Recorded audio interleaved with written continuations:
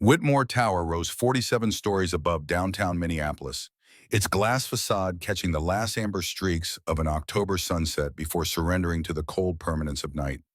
At street level, the annual charity gala had wound down 3 hours ago, leaving behind the detritus of wealth performing its public obligations, champagne flutes abandoned on windowsills, napkins crumpled beneath chairs that cost more to rent than most people earned in a week, and the faint perfume of expensive indifference hanging in the recycled air. Garrett Sullivan worked through the aftermath with the methodical precision of a man who understood that invisible labor kept visible worlds turning. At 34, he had spent enough years in service, 4 in the Navy, 6 in facilities management, to know that the people who cleaned up never got thanked by the people who made the mess. That was fine. Gratitude wasn't why he showed up. He showed up because the work needed doing, and he was the kind of man who did what needed doing. His hands moved automatically, stacking chairs and configurations that would make tomorrow's setup crew curse him, less wiping down surfaces that catering had somehow missed, collecting the small fortunes and lost jewelry and dropped credit cards that wealthy people shed like snakeskin. Every item went into the lost and found box with a handwritten note documenting where he'd found it. Navy habits. Documentation mattered. Evidence mattered. The truth of what happened mattered more than anyone's memory of it. The ballroom on the 20th floor had windows that made you feel like you were floating above the city rather than trapped inside it. Garrett paused at one of them, looking out at the Minneapolis skyline.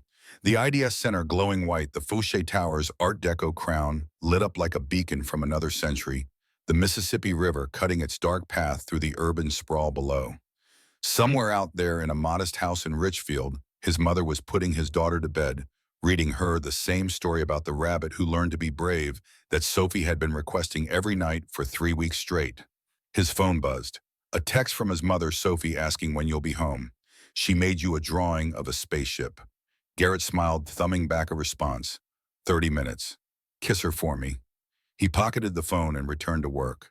The smile faded as quickly as it had appeared, replaced by the neutral expression he wore like armor. Smiling too much invited questions. Questions invited conversation. Conversation invited the kind of intimacy that Garrett had learned through painful experience he was not built to sustain. His ex-wife Rebecca had diagnosed the problem with characteristic bluntness during their final argument 2 years ago. She'd stood in the doorway of the bedroom they'd shared for 5 years, suitcases already packed, and delivered the verdict that still echoed in his skull during sleepless nights. You're too honest to live with Garrett. Not mean, not cruel, just honest in a way that makes people feel like they're always failing some tests they didn't know they were taking. He'd wanted to argue. He'd wanted to explain that honesty wasn't a weapon he wielded. It was simply how he was built, the only way he knew to exist in the world. But Rebecca was already gone by then. Her heart already in Chicago with the man who would become her new husband. Her mind already calculating how to explain to their 6-year-old daughter that mommy needed to find herself somewhere that daddy wasn't. The internal radio clipped to his belt crackled to life, interrupting memories he had no business entertaining on company time. Sullivan, you still in the building? Marcus Webb's voice carried the particular tension of a man dealing with a problem above his pay grade. Garrett recognized that tension. He'd heard it in the voices of superior officers seconds before everything went sideways. 20th floor, finishing the gala cleanup. Get down to B2, parking garage. We've got a situation. The word situation did more work than any elaboration could have. Garrett abandoned the remaining chairs, grabbed his jacket from the corner where he'd hung it 4 hours ago, and headed for the service elevator. Situations didn't wait for cleanup crews. Situations required the particular competence of men who didn't ask unnecessary questions. The parking garage occupied 3 subterranean levels beneath Whitmore Tower, a concrete cathedral dedicated to the luxury vehicles of the executives who ran the companies that filled the floors above. B2 was reserved for C-suite parking, the CEO, the CFO, the COO, and their immediate satellites. Garrett had clearance for all 3 levels because his job required him to maintain the security systems, the lighting, the ventilation, and the 1,000 other invisible mechanisms that kept the space functional. He'd spent more hours in this garage than most of the executives who parked here. Marcus Webb stood beside a concrete pillar near the private elevator bank, his security uniform crisp despite the late hour, his expression caught somewhere between professional concern and personal frustration. At 50, Marcus had been running security for Whitmore Tower long enough to have seen every possible permutation of crisis that wealthy people could manufacture. This one apparently was new enough to warrant reinforcements. The situation Marcus began without preamble is Mrs. Ashford. Garrett's first thought was of the portrait that hung in the lobby, Vivian Ashford, CEO of Ashford and Associates, founder and architect of a consulting empire that had made her one of the most powerful women in the Midwest. He'd never spoken to her directly. She existed on a different plane of the building's ecosystem, visible only in glimpses, a figure moving through the executive floor, surrounded by assistants and advisors, a name on memos that filtered down through 14 layers of management, a presence felt rather than known. Her driver had an accident on the way here. Minor collision on 394, but his car's not drivable. Backup driver is in Tampa on vacation. We called the executive transport service, but they're telling us 45 minutes minimum for a vehicle that meets our security requirements. Garrett waited. None of this explained why he was standing in a parking garage at 11:47 on a Thursday night.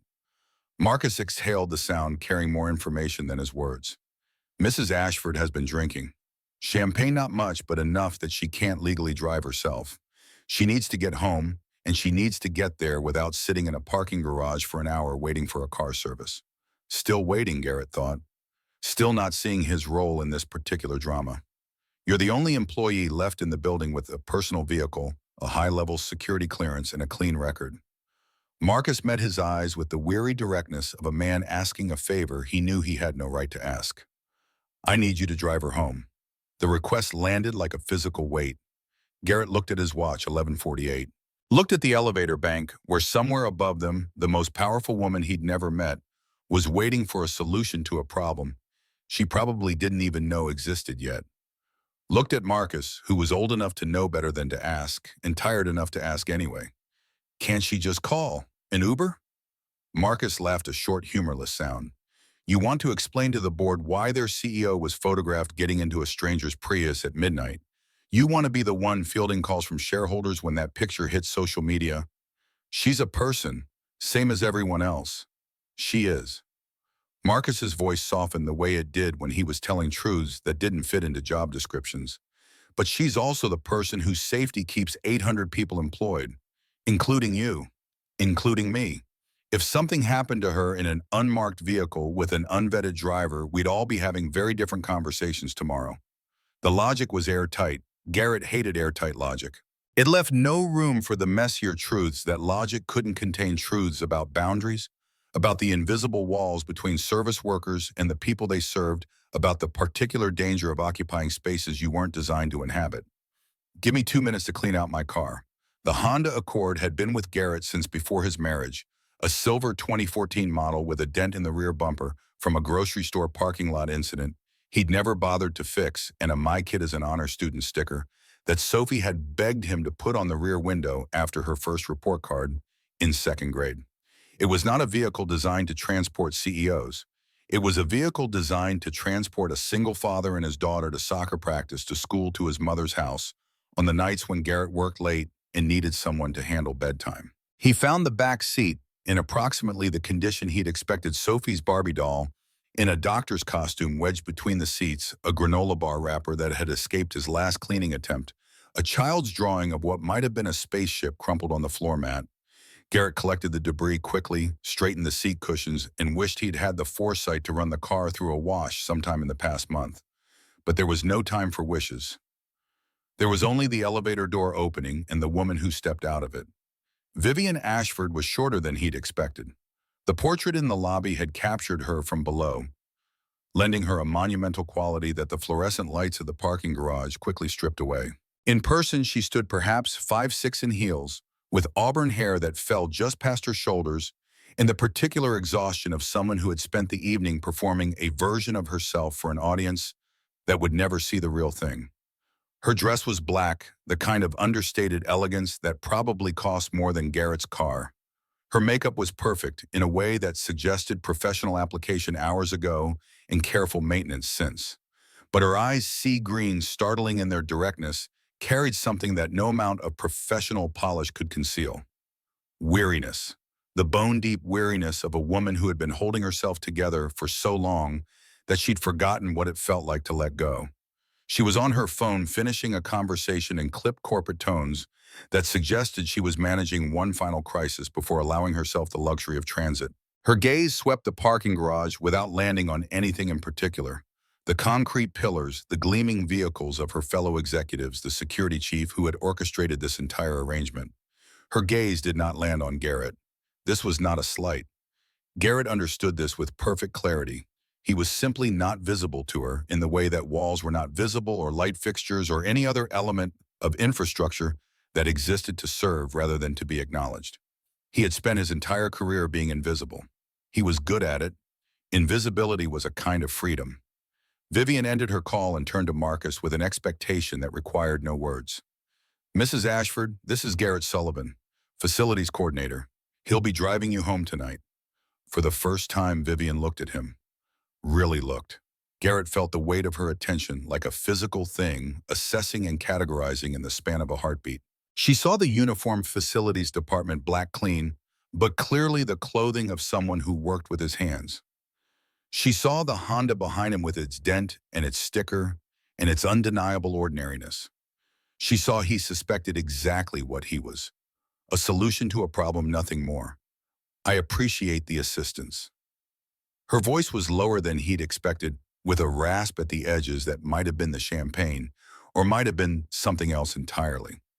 "I apologize for the inconvenience." "No inconvenience, ma'am. Happy to help." The formality felt wrong in his mouth, but he didn't know what else to offer.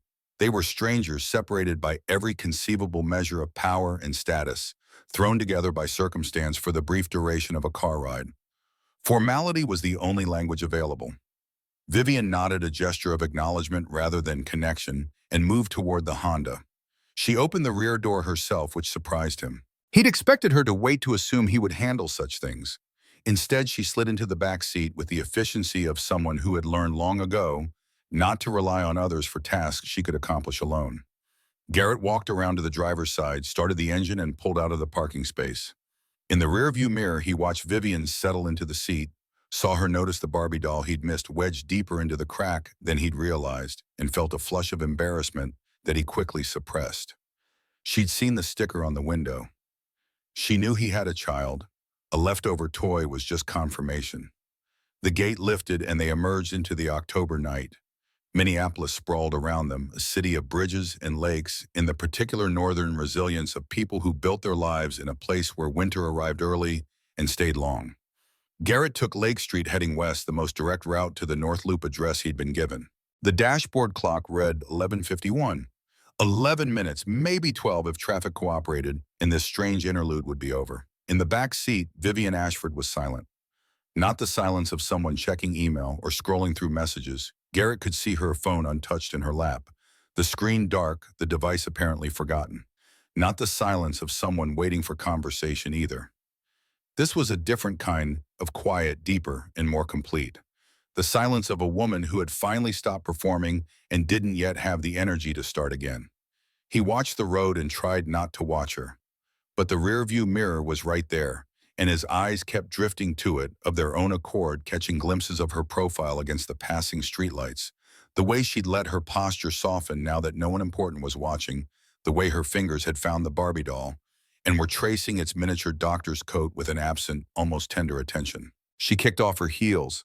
The movement was small, almost invisible, but Garrett caught it, saw her feet emerge from the torture devon that fashion demanded women wear to formal events, saw her toes flex against the floor mat, with the relief of someone shedding a weight she'd been carrying all night. It was such a human gesture, so completely at odds with the portrait in the lobby and the headlines in the business sections and everything Garrett thought he knew about the woman in his back seat. At the intersection of Lake and Hennepin, the light turned red. Garrett slowed, stopped, let his eyes drift to the rearview mirror for what he told himself would be the last time. Vivian Ashford was crying, not sobbing, not making a sound, just tears, one tracking down her left cheek, another following on the right, sliding over the professional makeup in thin, wet lines that caught the red glow of the traffic light. She made no move to wipe them away. She simply sat there, face turned toward the window, letting herself fall apart in the back seat of a stranger's Honda while the city sprawled indifferent around them. Garrett's hands tightened on the steering wheel.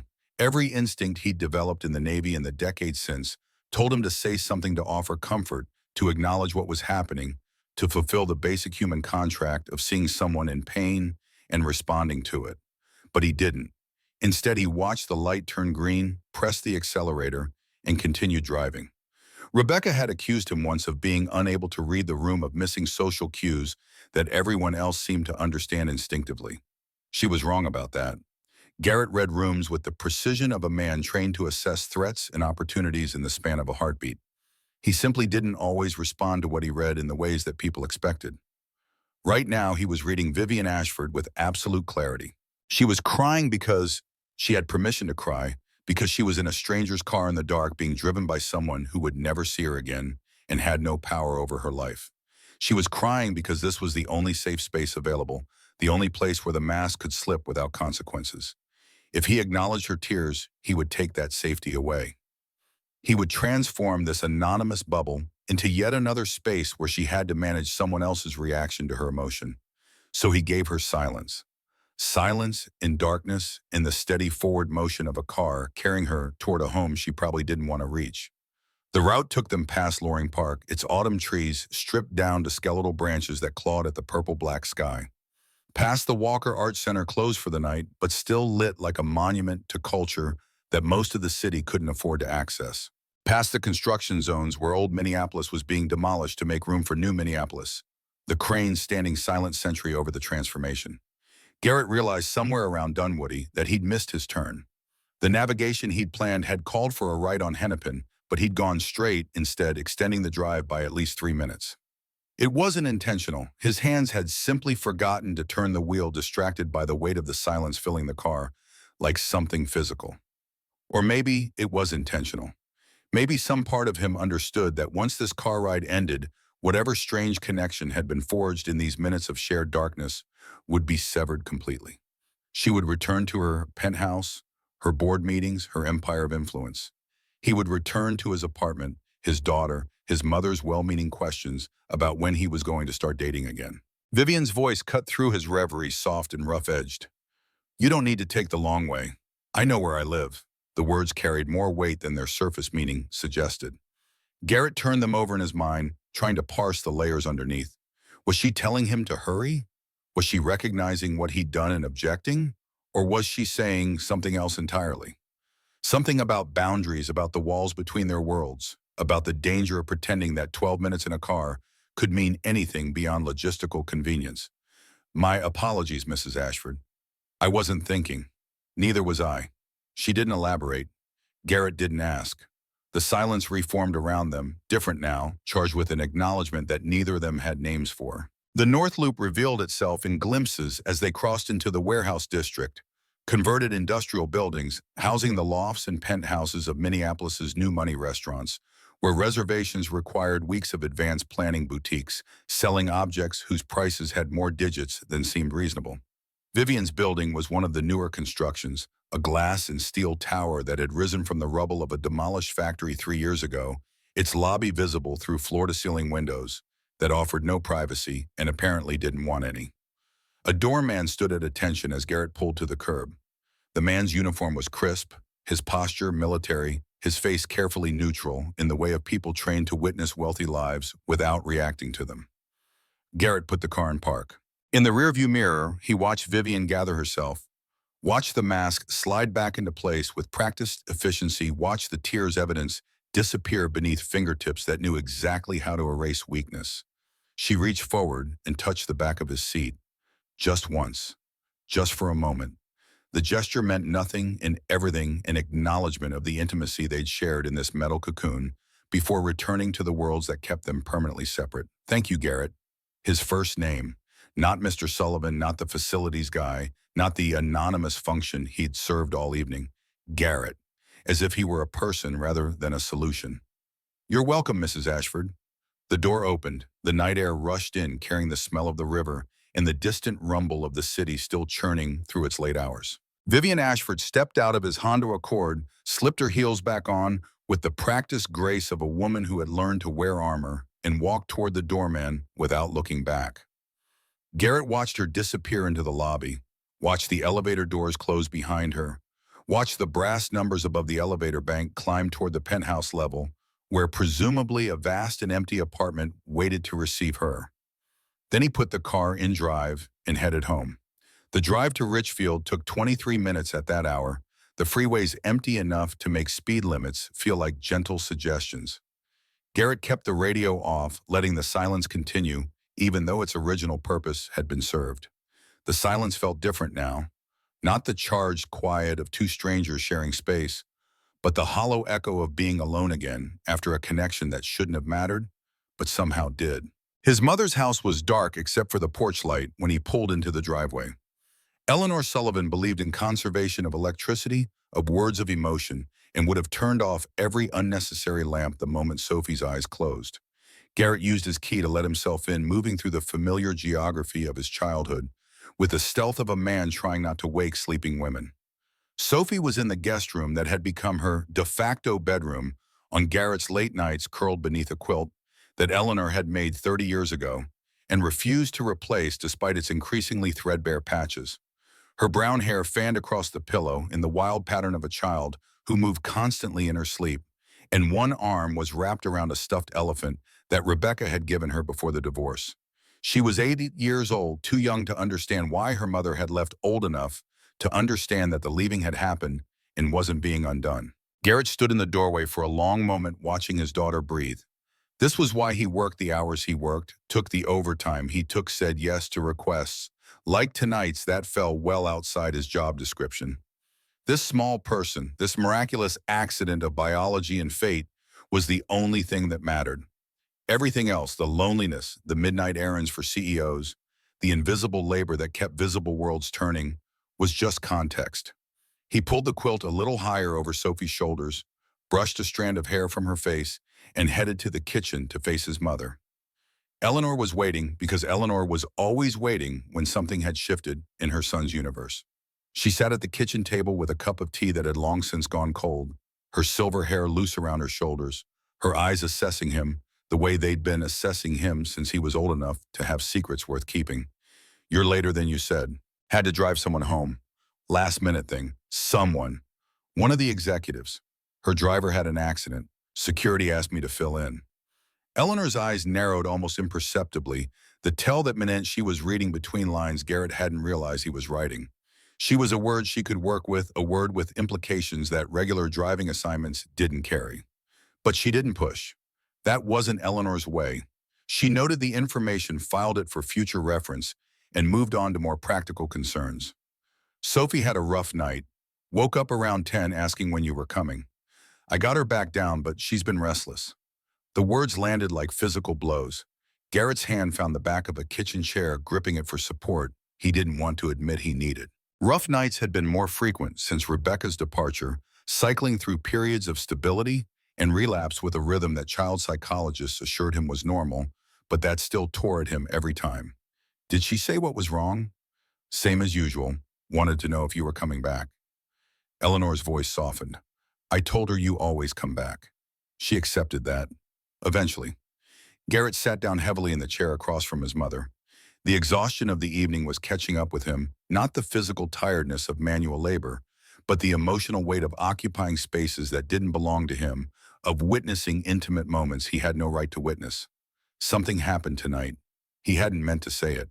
The words emerged of their own volition, pulled out by his mother's gravitational field of patient attention. Something like, "What I don't know." Garrett rubbed his face with both hands, trying to organize thoughts that refused to arrange themselves into coherent sentences. "The woman I drove home. The CEO. He stopped. What was he going to say? She cried in my car. She looked at me like I was an actual person. She said my name like it meant something. She what?" She seemed lonely. The admission felt inadequate and too revealing at the same time. Really lonely, like nobody had seen her as a human being in a very long time. Eleanor absorbed this with the stillness that meant she was thinking carefully before responding. When she spoke, her voice carried the particular weight of hard-earned wisdom. "Powerful people are often the loneliest. Everyone wants something from them. Nobody just wants them." "I don't want anything from her." "No, you wouldn't." Eleanor stood carrying her cold tea to the sink and dumping it with the efficiency of someone who didn't believe in wasted motion. That's what makes you different, Garrett. That's what made you impossible to live with, according to Rebecca. And that's what makes you valuable in ways most people never see. You don't want anything from anyone except for them to be who they actually are. She kissed him on the forehead, a gesture from his childhood that she rarely deployed anymore, and headed toward her bedroom. Get some sleep. Sophie will want to see you in the morning, and you look like you've been carrying something heavier than chairs. The morning came earlier than Garrett would have preferred, announced by the small body that launched itself onto his bed with the particular enthusiasm of a child who had learned that weekday mornings meant time with Daddy before school. Sophie Sullivan had inherited her father's brown hair and her mother's dark eyes, a combination that strangers often complimented and that Garrett found alternately beautiful and painful. Looking at his daughter was like looking at a map of his failed marriage, every feature a reminder of the woman he'd loved and lost. But Sophie herself was entirely her own creation. At 8 years old, she had developed a particular watchfulness of children who understood that adults couldn't always be trusted to tell the truth. She noticed things: the way Garrett's shoulders tensed when Rebecca's name came up, the way Eleanor's voice changed when discussing money, the way teachers sometimes looked at her with pity that Sophie hadn't asked for and didn't want. She processed her observations in a purple notebook that she called her letter diary, writing weekly messages to her absent mother that she never sent but never stopped composing. "Daddy, you look tired. Late night at work, sweetheart." Garrett pulled her into a hug, breathing in the strawberry scent of her shampoo, grounding himself in the reality of her presence. "Did you sleep okay? Grandma said you had to drive someone important home. Was it the president? Not quite that important. A movie star? A businesswoman? Very boring." Sophie considered this with the seriousness of a child who hadn't yet learned that most adult explanations were incomplete at best. "You have the thinking look." "What's the thinking look?" "It's the look you get when something happened that you don't know how to explain." Sophie delivered this observation with the matter-of-fact confidence of someone stating obvious truths. "Mom used to say you thought too much, that you needed to talk more and think less." The mention of Rebecca landed with its usual impact, a small detonation in the center of Garrett's chest, carefully contained but never fully suppressed. He'd spent 2 years trying to figure out how to discuss his ex-wife with their daughter, and he still hadn't found a formula that felt all honest without being damaging. "Your mom was probably right about that. I'm not very good at talking about feelings. Neither am I." Sophie snuggled closer, her small body warm against his. "But I'm good at listening. You could practice talking, and I could practice listening, and maybe we'd both get better." Garrett held his daughter tighter, overwhelmed by a surge of love, so intense it felt almost like pain. Sophie was 8 years old, and she was already wiser than he'd been at 30. Whatever damage Rebecca's departure had inflicted, whatever scars were forming on his daughter's developing psyche, the core of her remained somehow whole, generous, and perceptive, and impossibly miraculously intact. "That sounds like a good deal. But right now, you need to get ready for school, and I need to get ready for work." The routine of the morning reasserted itself. Breakfast at Eleanor's kitchen table, the scramble for Sophie's backpack and lunchbox, the drive to school with the radio tuned to the children's station. Sophie preferred the goodbye hug at the drop-off line that always lasted longer than other parents' hugs, because Sophie had learned that people who hugged you could disappear without warning. Garrett watched his daughter walk into the school building, her purple backpack bouncing with each step, and felt the familiar mixture of pride and terror that had defined his parenting since Rebecca left. Every day he sent this small person into a world he couldn't control, trusting that she would return intact to the world he could. Then he drove to work, to the tower where his ordinary life and its temporary collision with extraordinary people would continue unfolding in ways he couldn't predict. The facilities management office occupied a windowless room on the third floor of Whitmore Tower, a space designed for function rather than aesthetics. Metal desks, industrial, lighting the persistent hum of HVAC systems that Garrett understood better than most of the engineers who'd installed them. His corner of the room was distinguished only by a small photograph of Sophie at last year's soccer game and a coffee mug that read "World's Okayest Dad" in faded letters that Sophie had applied herself during a school art project. Tommy Brennan arrived 17 minutes after Garrett, carrying 2 cups of coffee from the expensive place across the street that charged $4 for what was essentially caffeine and marketing. So, Tommy dropped into the chair beside Garrett's desk with the deliberate casualness of someone preparing to ask questions he already knew the answers to. I hear you chaperoned royalty last night. News travels fast, Marcus told the IT department. The IT department told everyone. Tommy handed over one of the coffee cups, his blue eyes sharp with undisguised curiosity. Word is you drove the Ice Queen herself home in your Honda. The Honda Garrett, with Sophie's honor student sticker and everything. It was a favor. Her driver had an accident. A favor. Tommy's voice carried the particular skepticism of someone who had known Garrett long enough to recognize understatement. You did a favor for Vivian Ashford, the woman who hasn't smiled in public since 2010, and you're acting like you just helped someone carry groceries. What do you want me to say? I want you to tell me what happened. Tommy leaned closer, dropping his voice to a register that suggested genuine concern beneath the teasing surface. Because I've been working in this building for 3 years, and I've never seen you look the way you look right now. Something got to you. Garrett considered his options. Tommy Brennan was his closest friend in the building, possibly his closest friend anywhere, given his general reluctance to form attachments.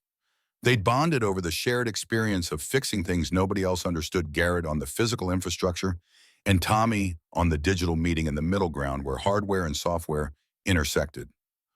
Tommy had been through his own divorce 2 years before Garrett's a messy situation involving infidelity and lawyers that had left him with a cynical view of love and an ironclad commitment to never making the same mistake again.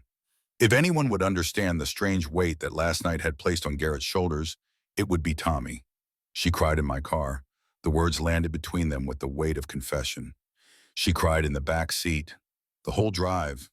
Didn't make a sound, just tears running down her face. And I didn't say anything, didn't acknowledge it, didn't try to comfort her. I just drove. Tommy was quiet for a moment, processing this information with the analytical focus he usually reserved for debugging code. When he spoke, his voice had lost its teasing edge. That's why you look like someone died. I don't. You do. Tommy shook his head, cutting off Garrett's denial before it could fully form. You witnessed something private, something you weren't supposed to see, and now you don't know what to do with it. That's classic Garrett Sullivan, responsible for everyone's pain, even strangers who cry in your car. She's not a stranger, she's my employer. She's 14 levels of management above you. That's basically a stranger with power over your paycheck. Tommy sipped his coffee, watching Garrett with the attention of someone trying to solve a puzzle. What else happened? Nothing. I drove her home. She got out. I left. But she said my name. Tommy's eyebrows rose. Your name when she got out of the car. She thanked me and said my name. Garrett felt foolish even articulating it. What kind of grown man got unsettled by someone using his first name? But the moment had lodged in his memory like a splinter. Not Mr. Sullivan, not nothing, Garrett. Like she was talking to a person instead of a function. That's because you are a person, not to people like her. Garrett gestured vaguely at the building around them, the invisible hierarchies that structured every interaction. To people like her, I'm infrastructure. I'm the guy who makes sure the lights work and the toilets flush. I'm not supposed to have a name. Tommy was quiet again longer this time. When he spoke, his voice carried a weight that suggested he was no longer teasing. Maybe that's exactly why she used it. Maybe she's tired of everyone being afraid of her. Maybe she wanted just for 1 minute to talk to someone who wasn't trying to get something from her. I don't want anything from her. I know, that's the point. Tommy stood collecting his coffee and his tablet for the morning's rounds. That's why she noticed you, Garrett. Because you're the only person in this building who actually doesn't want anything.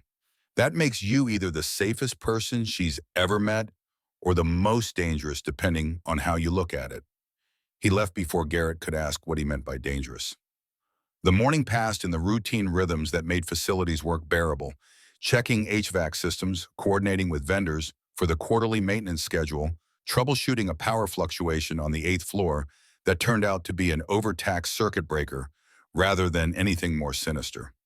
Garrett lost himself in the work, grateful for problems that had solutions for systems that behaved according to predictable rules. At 11 o'clock, Carl Jenkins called him into the manager's office. Carl was 55 and looked 60, his face weathered by decades of manual labor before he'd been promoted to a desk that he still clearly resented. He'd been a machinist in the Air Force, a maintenance technician at 3 different corporations, and a supervisor at Whitmore Tower for the past 7 years. He and Garrett had recognized something in each other from the first interview, the particular understanding of men who knew how things worked and why that knowledge mattered even when nobody else appreciated it. Close the door. Garrett complied, his internal alarms beginning to ping. Carl wasn't a closed-door kind of manager. He preferred to handle everything in the open where witnesses could verify what had been said and accountability couldn't hide. I heard about last night. From Marcus. From everyone. Carl's expression mixed concern with something harder to identify, disapproval maybe, or preemptive protection. You drove Mrs. Ashford home. It was a security request. I was the only option available. I understand that. Carl leaned back in his chair, studying Garrett with the focused attention of someone about to deliver difficult news. But I need you to understand something. Vivian Ashford is the CEO. You're a facilities coordinator. Any interaction between the two of you, any interaction at all, is going to be watched, analyzed, and potentially misinterpreted. I didn't do anything wrong. I know you didn't. That's not the point. Carl's voice softened, losing some of its official edge. The point is that perception matters as much as reality in a place like this. 1 car ride is a favor, 2 becomes a pattern. 3 and people start talking about what the facilities guy is doing in the CEO's orbit. Garrett felt the familiar tension building in his shoulders, the defensive crouch of someone being held accountable for actions that hadn't been his choice in the first place. It wasn't fair. Nothing about this situation was fair. He'd done what security asked, handled it professionally, and now he was being warned about implications he'd never intended. I don't plan to be in her orbit. It was one night, one favor. It won't happen again. Good. Carl's expression relaxed slightly, because I've seen what happens when lines get blurred in this building. It's never good for the people on our side of those lines. The warning stayed with Garrett through the rest of the morning and into his lunch break, which he spent at his desk rather than in the cafeteria.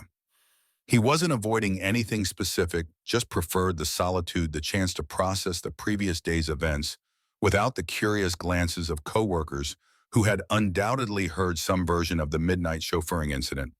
At 1:15, his route through the building for afternoon inspections took him past the 15th floor.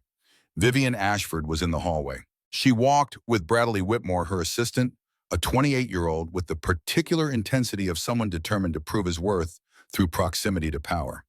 They were discussing something on his tablet, their voices low and professional, their attention focused on whatever crisis or opportunity demanded attention this particular afternoon. Garrett was changing a ceiling panel that had come loose during the morning's HVAC maintenance, ordinary work. Invisible work, the kind of task that rarely warranted attention from anyone above his pay grade. Vivian stopped. Not fully just a hitch in her stride, a momentary break in the flow of her movement. Her eyes found him, held him for the span of a heartbeat, and then released. But in that heartbeat, Garrett saw recognition. Not the acknowledgement of an executive registering an employee, but something more personal, the awareness of shared experience of intimacy that shouldn't exist between strangers, of secrets that had been witnessed without ever being spoken. Then she was past him, continuing down the hallway with Bradley at her side, and Garrett was left with the echo of that glance and the unsettling certainty that whatever had happened in his car last night was not, despite his hopes, finished. The rest of the day passed without incident. Garrett completed his rounds, filed his maintenance reports, and left the building at 5:47 p.m., slightly later than his scheduled departure, but not late enough to trigger another round of overtime negotiations with HR. He picked Sophie up from his mother's house, took her to the park for an hour of swings and slides, made dinner while she did homework at the kitchen table, and supervised bedtime with the attention to detail of a single parent who understood that these hours were all he had. It was only after Sophie was asleep that he allowed himself to check his personal email. There, buried among promotional offers and newsletters he'd never signed up for, was a message from an address he recognized. V. Ashford at ashfordassociates.com. The subject line was empty. The body of the email contained only 4 words. This is not about you. Garrett stared at the screen for a long time, trying to parse meaning from the cryptic message. Was she apologizing? Explaining, warning him off? The sentence could support any of those interpretations, or all of them simultaneously, or none at all. This is not about you. Or maybe I'm not treating you differently because of some failure on your part. The distance I'm keeping has nothing to do with your worth and everything to do with my limitations. Garrett read the message again, then a third time, then saved it to a folder he created on impulse and labeled personal. He didn't reply. There was nothing to say, no response that could bridge the gap between their worlds without making things more complicated than they already were. But he thought about it, about her, about the way she'd looked at him in the hallway, about the tears that had caught the red light at Lake and Hennepin for a very long time after that. The days that followed established a pattern that Garrett came to recognize and dread in equal measure. He saw Vivian approximately once per day in hallways and elevators in the lobby during his morning arrival or evening departure. Each sighting lasted only seconds, the briefest intersection of their separate orbits. And each time she acknowledged him. Not with words, never with words. Just the flicker of eye contact, the fractional pause in her stride, the almost imperceptible nod that said, "I see you," without saying anything at all. To anyone watching, and Garrett was increasingly aware that people were watching, cataloging these minor interactions with the avid attention of gossip-starved office workers, the exchanges were meaningless. The CEO glancing at an employee, barely worth noting, but Garrett knew better. He knew what her eyes looked like when she was really looking at something versus when she was scanning without engagement. He knew after one 11-minute car ride the difference between Vivian Ashford performing attention and Vivian Ashford actually paying it. She was paying attention. To him, for reasons he didn't understand and couldn't afford to explore. A week after the car ride, Garrett found himself in the supply closet on the 14th floor, a cramped space filled with replacement parts and backup equipment located directly adjacent to one of the small conference rooms reserved for executive meetings. He was restocking the cleaning supplies that the night crew had depleted, a routine task that he'd performed dozens of times without incident. Through the thin wall, he heard voices. Bradley Whitmore's first crisp and professional. The Edina facility needs a new coordinator. Garrett Sullivan has 4 years of experience and excellent performance reviews. Carl Jenkins recommended him specifically. Then Vivian, her voice flatter than he'd ever heard it. "No, it's a significant promotion. 30% salary increase. He's a single father. The additional income would make a real difference." I said no. The silence that followed was heavy with unasked questions. Garrett pressed himself against the wall of the supply closet, heart hammering against his ribs, knowing he should leave, should stop listening, should pretend he'd never heard any of this. "May I ask why?" Vivian's response came slowly, as if the words were being extracted against their will. "If I do anything to advance his career right now, anything at all, it will be scrutinized. It will be questioned. It will become evidence of something that doesn't exist. I'm not sure I understand. Any favor I extend to Garrett Sullivan will look like compensation for what the gossips will happily speculate. I will not put either of us in that position." The understanding hit Garrett like a physical blow.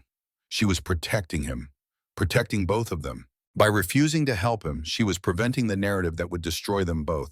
The whispered speculation about what the CEO and the facilities guy had really been doing in that car, what favors she was repaying with promotions that would otherwise seem inexplicable. But she knew he was listening. That realization came a moment later, crystallizing with absolute certainty.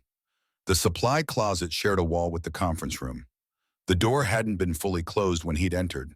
She had to have seen it, had to have noticed, had to have understood that every word she was saying would reach him.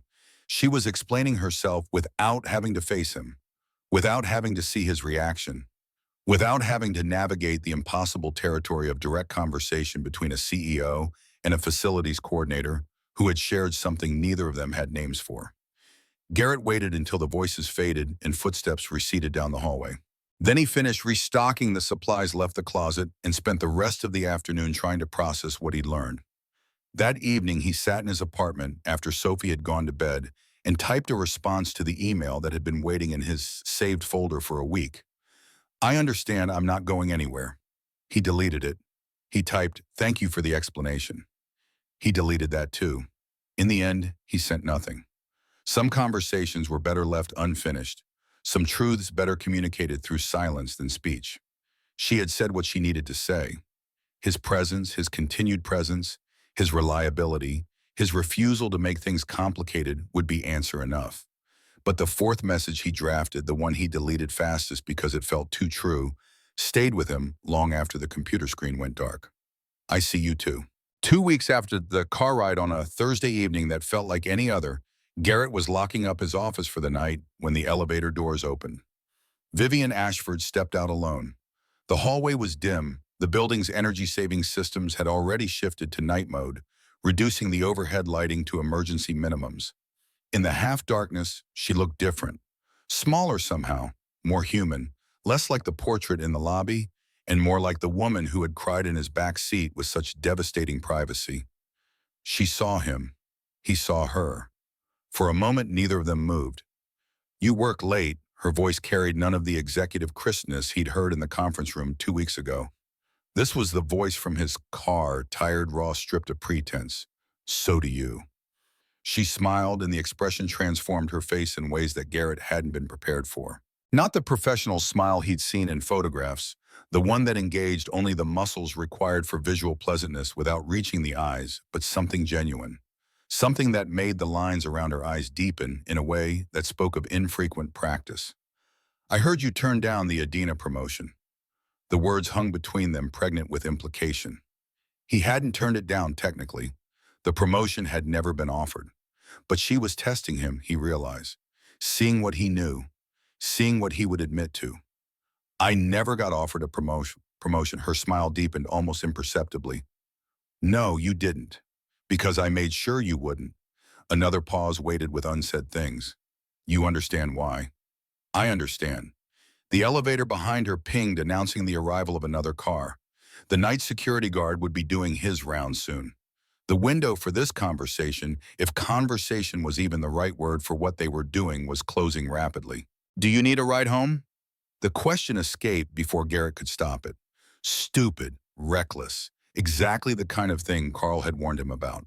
But something in him needed to offer, needed to extend the possibility of connection, even if it was immediately refused.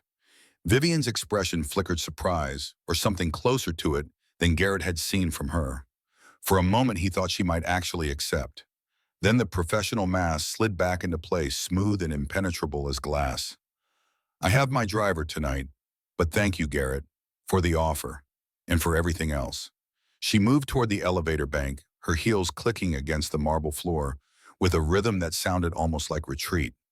Garrett watched her go, watched her press the button, watched the doors open and receive her. Just before they closed, she looked back. Their eyes met across the distance of the hallway, across the vast gulf between their worlds, across all the reasons why whatever was happening between them couldn't happen. And in that final moment before the elevator carried her away, Vivian Ashford smiled again. The real smile, the rare one, the one that existed only in spaces where performance was no longer required. The doors closed, the elevator descended, and Garrett Sullivan stood alone in the half-dark hallway, understanding with perfect clarity that his life had just become considerably more complicated. He thought of Sophie asleep at Eleanor's house, waiting for her father to come home and tell her that everything was okay. He thought of Rebecca building her new life in Chicago, proof that some connections couldn't survive the distance between what people wanted and what they actually were. He thought of his mother's warning about powerful people and loneliness, about wanting and being wanted, about the particular danger of occupying spaces that didn't belong to you. And beneath all of that, quieter than the others but impossible to ignore, he thought of Vivian Ashford's eyes in the rearview mirror, wet with tears she hadn't tried to hide, trusting him with a vulnerability she couldn't afford to show anyone else. Garrett didn't know what he could offer to someone like that, didn't know if he had anything worth offering, any right to try any business, thinking about it at all.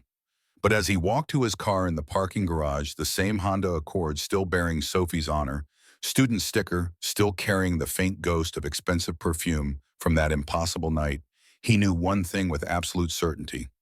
Whatever this was, it wasn't over. The elevator doors had closed, but the conversation they'd started was just beginning. And Garrett Sullivan, who had spent his whole life being invisible, was about to learn what it meant to be seen by someone who had forgotten how to look. Part 2. The weeks between late November and mid-December passed in a rhythm that Garrett came to understand as waiting. Not the passive waiting of someone hoping for something to happen, but the active waiting of a man who sensed approaching weather without being able to predict exactly when or how it would arrive. He worked his shifts, picked up Sophie from school, had dinner with his mother on Sundays, and moved through the ordinary architecture of his life, while some part of him remained perpetually alert for something he couldn't name. The hallway encounters continued brief collisions of attention that lasted seconds, but left impressions that lingered for hours. Vivian had developed a particular way of acknowledging him that communicated recognition without inviting observation. A slight incline of her head, a fractional softening around her eyes, a pause so brief that anyone watching would dismiss it as the natural hesitation of walking.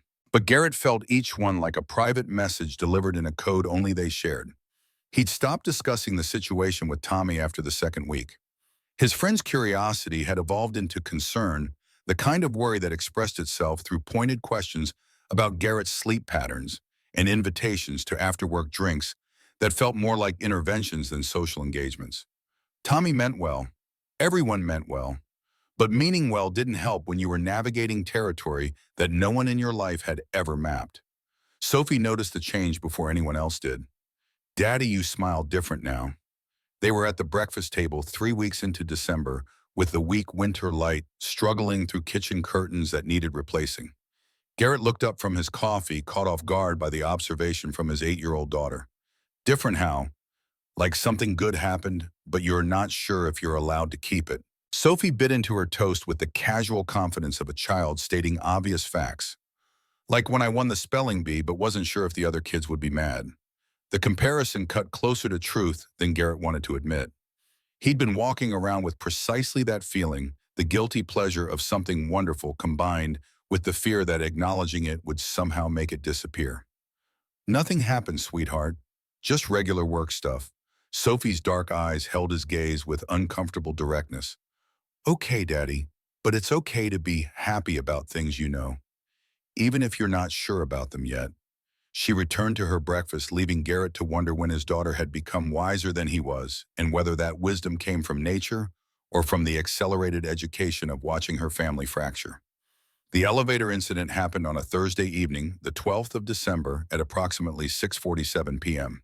Garrett had stayed late to handle a ventilation issue on the 16th floor, a straightforward repair that had become complicated when the original problem turned out to be masking a secondary failure in the ductwork. By the time he'd traced both issues to their sources and implemented fixes, most of the building had emptied out for the day. The executive floors, which typically hummed with activity until 7 or 8, had gone quiet earlier than usual, due to a company-wide holiday party happening at a venue across town. He took the service elevator down to the lobby, intending to collect his jacket from the facilities office before heading home.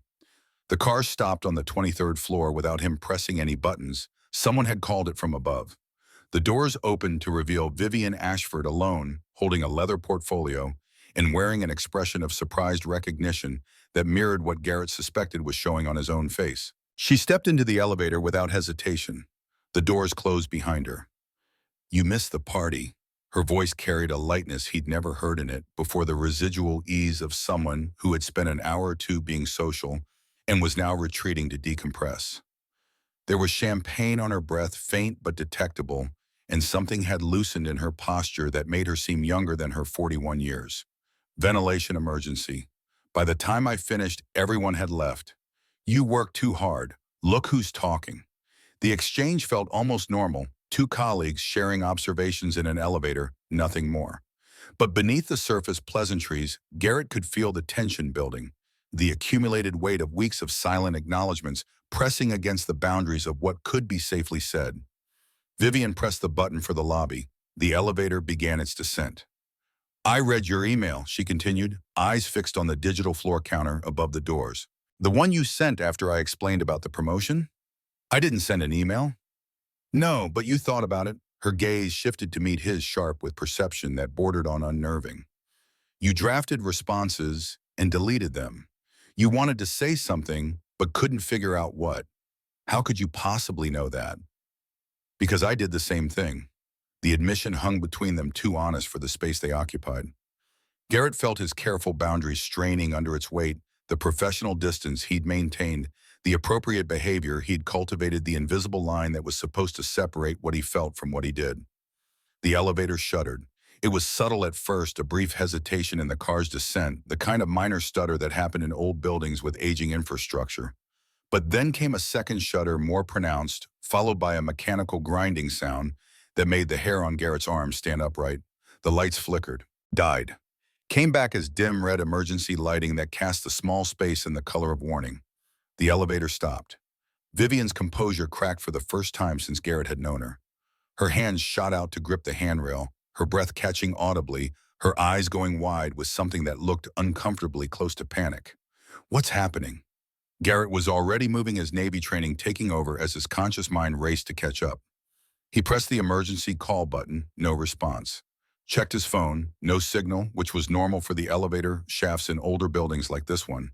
Examined the control panel for any indication of what had caused the stoppage. Mechanical failure, probably the main drive system. The car stopped between floors, looks like we're somewhere between 18 and 19. He kept his voice deliberately calm, channeling the steady authority he'd learned to project during crisis situations. Emergency systems should have already alerted building security. Someone will know we're stuck within a few minutes. A few minutes. Vivian's voice had gone tight, controlled, in a way that suggested she was using considerable effort to maintain that control. Her knuckles had whitened around the handrail, and her breathing had developed an irregular quality that Garrett recognized immediately. Are you claustrophobic, Tom? The denial came too quickly, followed by a breath that was almost a gasp. I just don't like feeling trapped. We're not trapped. We're temporarily stationary. Garrett moved slowly, carefully, until he was standing close enough to touch her, but not actually touching. This elevator has 6 independent support cables. Any one of them is strong enough to hold 5 times our combined weight. We're suspended by 5 layers of redundancy, and the emergency braking system engaged the moment the primary drive failed. We're safer right now than we would be standing on solid ground. You know a lot about elevators. I know a lot about things that hold other things up. It's my job. Vivian's breathing steadied slightly, though her grip on the handrail didn't relax. She was looking at him with an expression he couldn't quite read. Gratitude maybe, or something more complicated. Something that had to do with the particular intimacy of being stuck in a small space with someone you'd been trying very hard not to be alone with. The emergency lights hummed overhead, casting red shadows that made the elevator feel like the interior of something living. How long do you think we'll be here? Depends on how fast security responds and whether they can get a technician out quickly. Could be 20 minutes. Could be an hour. An hour. Garrett watched her process this information, watched the fear recede as practical reality asserted itself. Vivian Ashford had built an empire through force of will. She wasn't the type to surrender to panic when there were problems to be solved. She released the handrail and smoothed her skirt with hands that still trembled slightly. Then she lowered herself to the elevator floor, folding her legs beneath her, with a grace that seemed incongruous given the circumstances, and looked up at him with an expression that was almost challenging. If we're going to be trapped together, we might as well be comfortable. Garrett hesitated only a moment before joining her on the floor. The carpet was industrial, thin and scratchy, but sitting reduced the sense of precariousness that came from standing in a suspended box between floors. From this angle, the red emergency lighting seemed less ominous, more like the soft glow of a dying fire. They sat across from each other, legs nearly touching in the confined space, breathing air that was already growing stale. You handled that well, Vivian offered after several minutes of silence. Most people would have panicked. Most people haven't spent 4 years on a Navy vessel. Small spaces become normal when your bunk is 6 feet from someone else's bunk, and privacy is a luxury you can't afford. 4 years in the Navy, another piece of information about you. There aren't that many pieces to collect. Vivian's smile ghosted across her features there and gone before it could fully form. I think you'd be surprised. She pulled her knees closer to her chest, wrapping her arms around them in a posture that made her look unexpectedly vulnerable. I owe you an explanation. You don't owe me anything. I know, that's what you always say. It's also why I want to give you one. She was quiet for a moment, organizing thoughts that seemed to cost her something to articulate. 10 years ago, I was in love with a man named Michael. He was my business partner, my mentor, my best friend. Everything I know about running a company, about building something from nothing, I learned it from him. She paused, her gaze fixed on some middle distance that existed only in memory. I trusted him completely.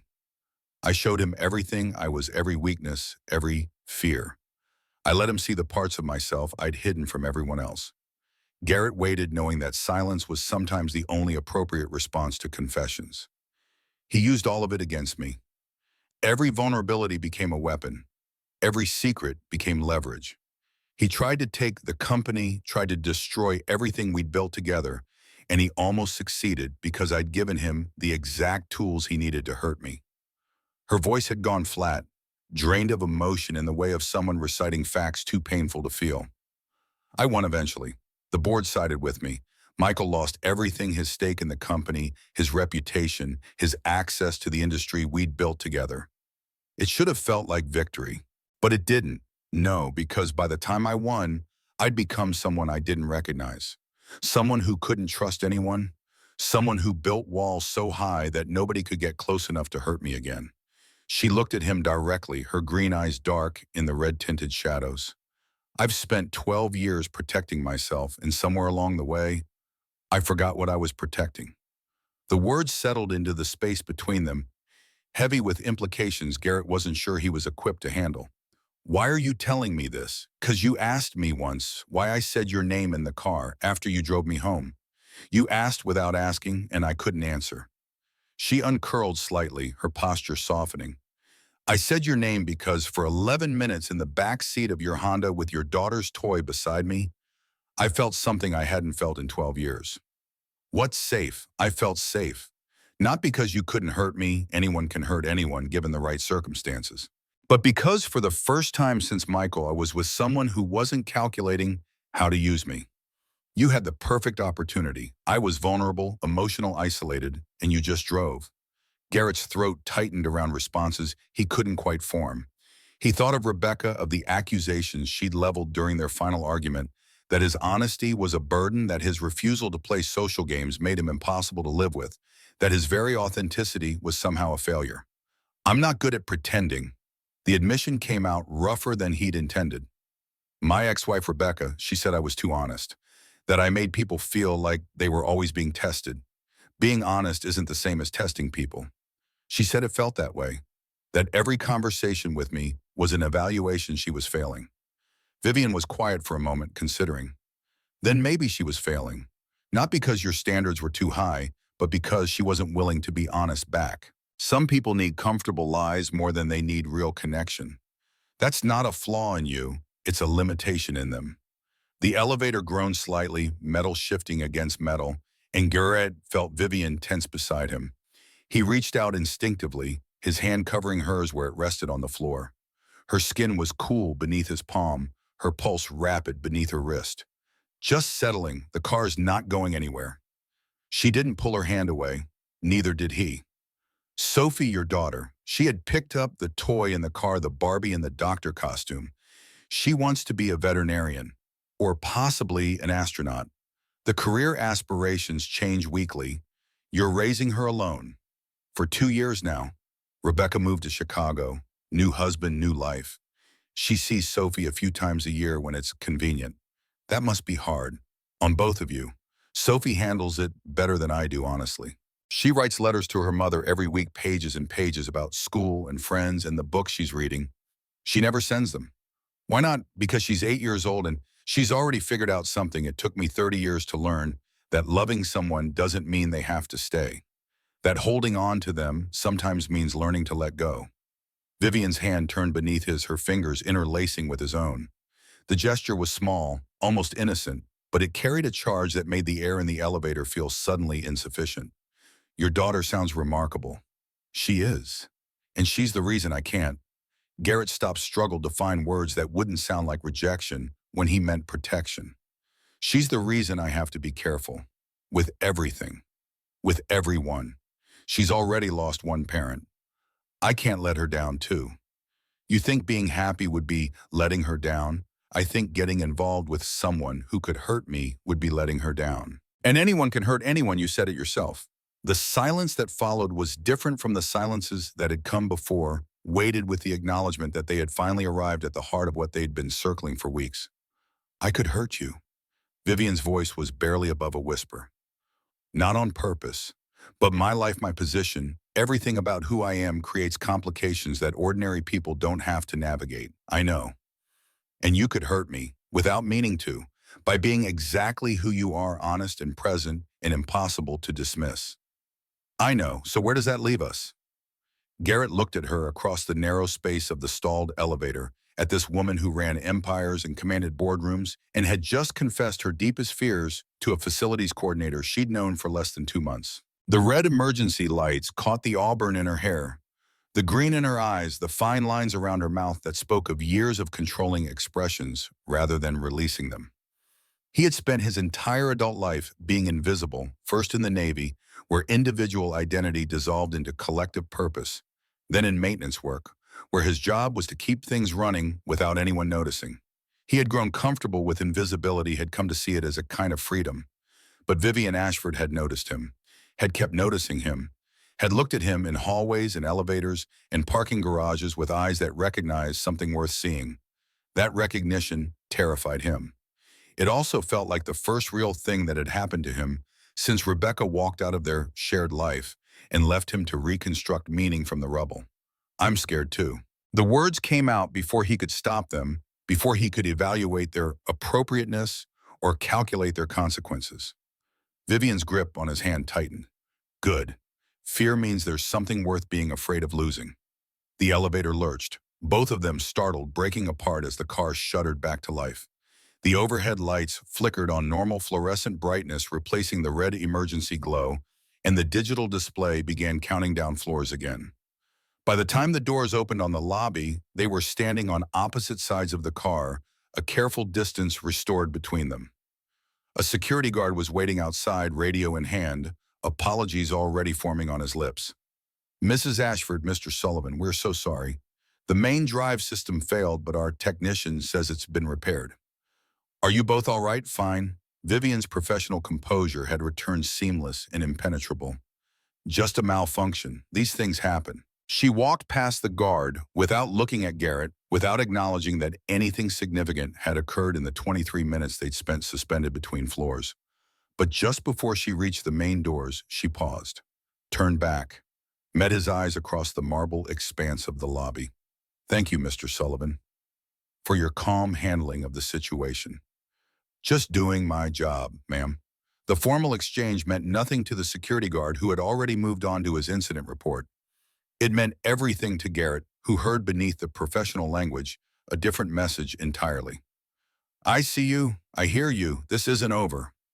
Then she was gone, through the revolving doors and into the December darkness, and Garrett was left standing in the lobby with the echo of her hand in his and the certain knowledge that everything had just become much more complicated. The weeks that followed Christmas were marked by a strange dual existence. On the surface, nothing had changed. Garrett worked his shifts, managed his team, handled the endless, small emergencies that constituted facilities operations during Minneapolis's brutal January. He spent his evenings with Sophie, helped her with homework, took her sledding on the weekends when the weather cooperated. He had dinner with his mother every Sunday, fielded her increasingly pointed questions about whether he was seeing anyone, and deflected with practiced skill. Beneath the surface, everything had shifted. He and Vivian had not spoken directly since the elevator, but the silent communications had intensified, longer glances, more deliberate pauses, and awareness that hummed between them whenever they occupied the same space. Twice he'd found excuses to be on the executive floor during times he knew she'd be passing through. Once she'd taken the service elevator instead of her private car, a detour that had no professional justification. They were orbiting each other, pulled by gravity. They were both trying to resist. The water incident happened in late December, 2 days after Christmas, when a pipe burst on the 18th floor at 11:40 p.m. Garrett was home when the call came, curled on the couch with Sophie, who had fallen asleep during their annual viewing of a holiday movie neither of them particularly liked, but had somehow become tradition. He extracted himself, carefully transferred his daughter to her bed, and drove through empty streets to a building that shouldn't have needed him, but apparently did. The damage was significant by the time he arrived. Water was cascading down from a burst joint in the main supply line, threatening the electrical systems that served the entire eastern wing. The night maintenance crew had managed to contain the immediate flooding, but the source of the problem remained unaddressed. The HVAC contractor, who'd been called in, was arguing with the building's chief engineer when Garrett reached the scene. Pipe replacement, 3 hours minimum, probably more like 4, given the complexity of the junction. Garrett ignored the argument and walked toward the breach, studying the flow patterns with the particular attention he'd developed over years of understanding how systems failed. Water was gushing from what appeared to be a cracked joint, but the force of the flow seemed disproportionate to the visible damage. He pressed his palm against the wall beside the breach, feeling the vibrations that traveled through the building's infrastructure. The resonance was wrong, not the steady thrum of water escaping through a single point of failure, but an oscillating pressure that suggested something else entirely. It's not the pipe. The contractor looked at him with the automatic dismissiveness of an expert confronted by a non-expert opinion. I've been doing this for 20 years, buddy. It's the pipe. The pipe is fine. Garrett moved past him, following the vibration to a mechanical room 30 feet down the corridor. The problem is the main pressure valve. It's stuck in the partially closed position, creating back pressure that's forcing water through the weakest available outlet. He found the valve exactly where the building's schematics indicated it should be, a manual override mechanism designed to regulate flow during maintenance operations. Someone had adjusted it earlier in the day and failed to reset it properly. The pipe hadn't failed. It had been overwhelmed by pressure it was ever designed to handle. 20 minutes later, the crisis was resolved. The valve was reset, the pressure normalized, and the water flow reduced to a manageable trickle that the night crew could handle without further intervention. The chief engineer was effusive in his gratitude. The contractor was sullen but silent. Neither of them noticed the figure standing in the shadows of the corridor until she stepped forward into the emergency lighting. Vivian was wearing clothes Garrett had never seen on her jeans, a cashmere sweater, boots that looked like they'd been pulled on in haste. Her hair was loose around her shoulders, and her face was bare of the makeup that usually armored her features. She looked like a different person. She looked, he thought, like herself. I was in my office when the alarms went off. She offered the explanation without being asked. Finishing paperwork from the holiday backlog. At 11:40 at night, I don't sleep well. Deadlines help. The others had drifted away, focused on cleanup operations and incident reports. For a brief moment, Garrett and Vivian stood alone in the corridor, surrounded by the aftermath of crisis. 20 minutes, she said. The contractor said it would take 4 hours, and you fixed it in 20 minutes. I noticed something they missed. You always notice things other people miss. The observation carried weight beyond its literal meaning.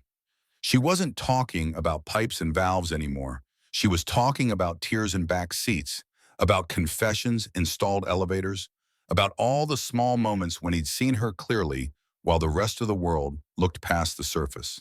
It's getting harder, Garrett admitted quietly, to pretend this isn't happening. I know. Someone's going to notice eventually. I know that too. And then what? Vivian's expression flickered with something that might have been fear or hope, or some complicated emotion that encompassed both. And then we figure it out, together or apart. But we figure it out honestly, because that's the only way either of us knows how to operate. She left before he could respond, disappearing into the elevator that would carry her back to whatever solitary work she used to fill her sleepless nights. Garrett watched her go, then returned to the cleanup operation with a sense of having reached a threshold that couldn't be uncrossed. The photograph appeared 3 weeks later, in the middle of January.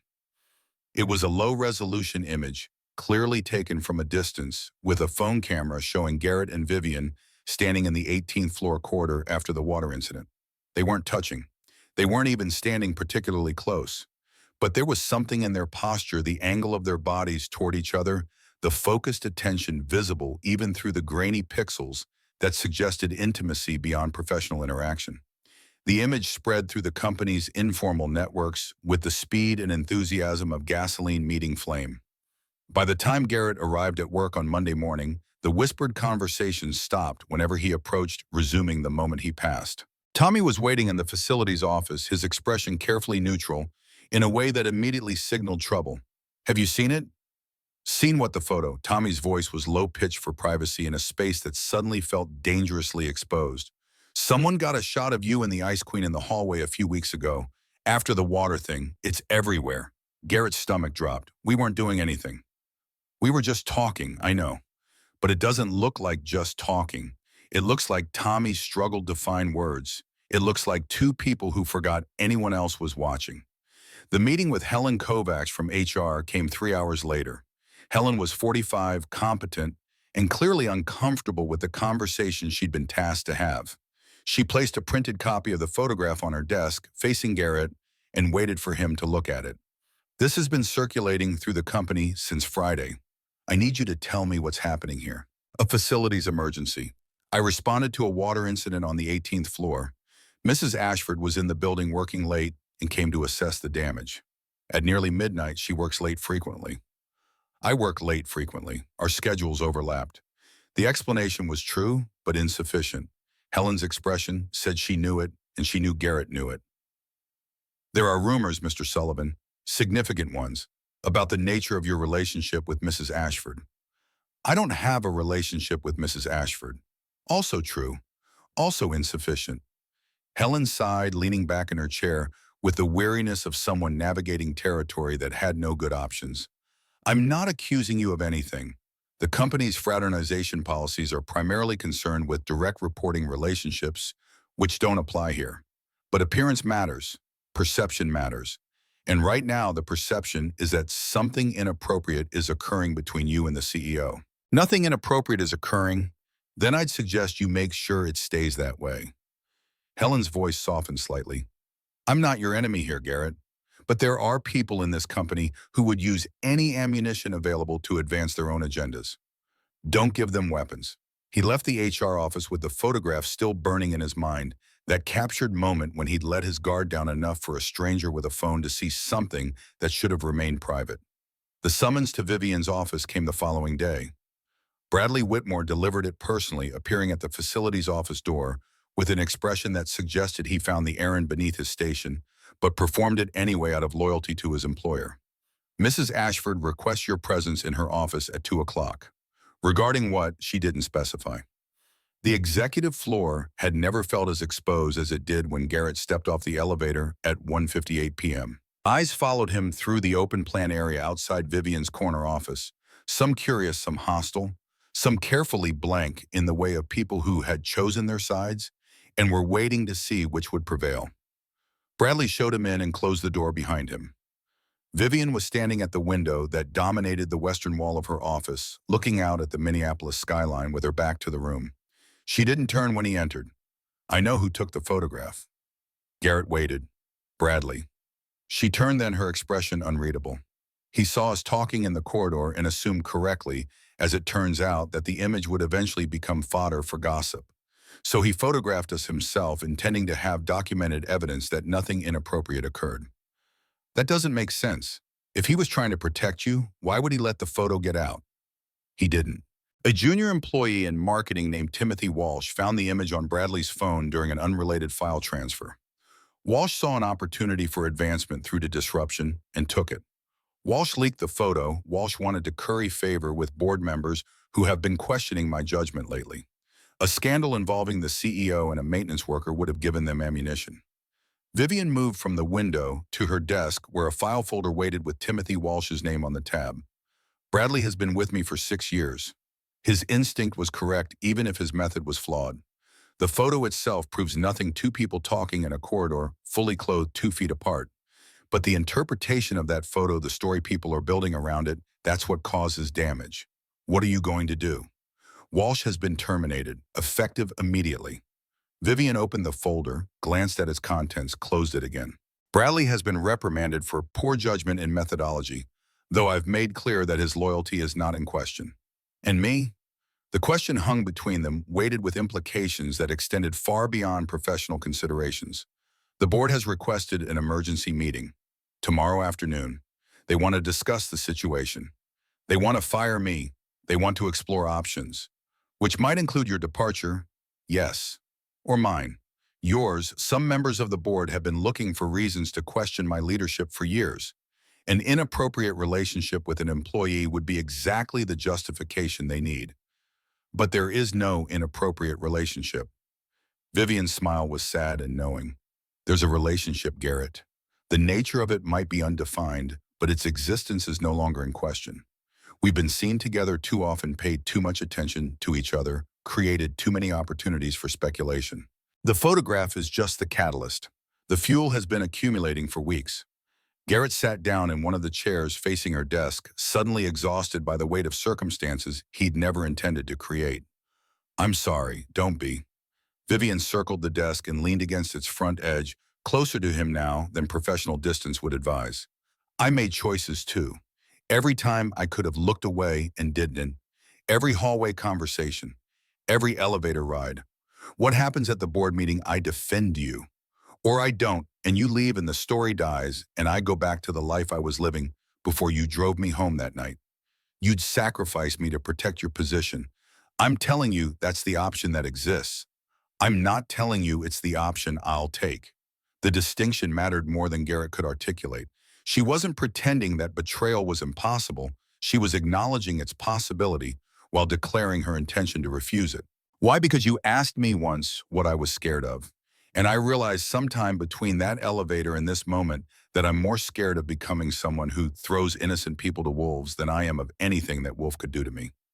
The board meeting convened at 3 o'clock the following afternoon in a conference room on the 42nd floor that Garrett had cleaned dozens of times but never occupied as anything other than an invisible presence.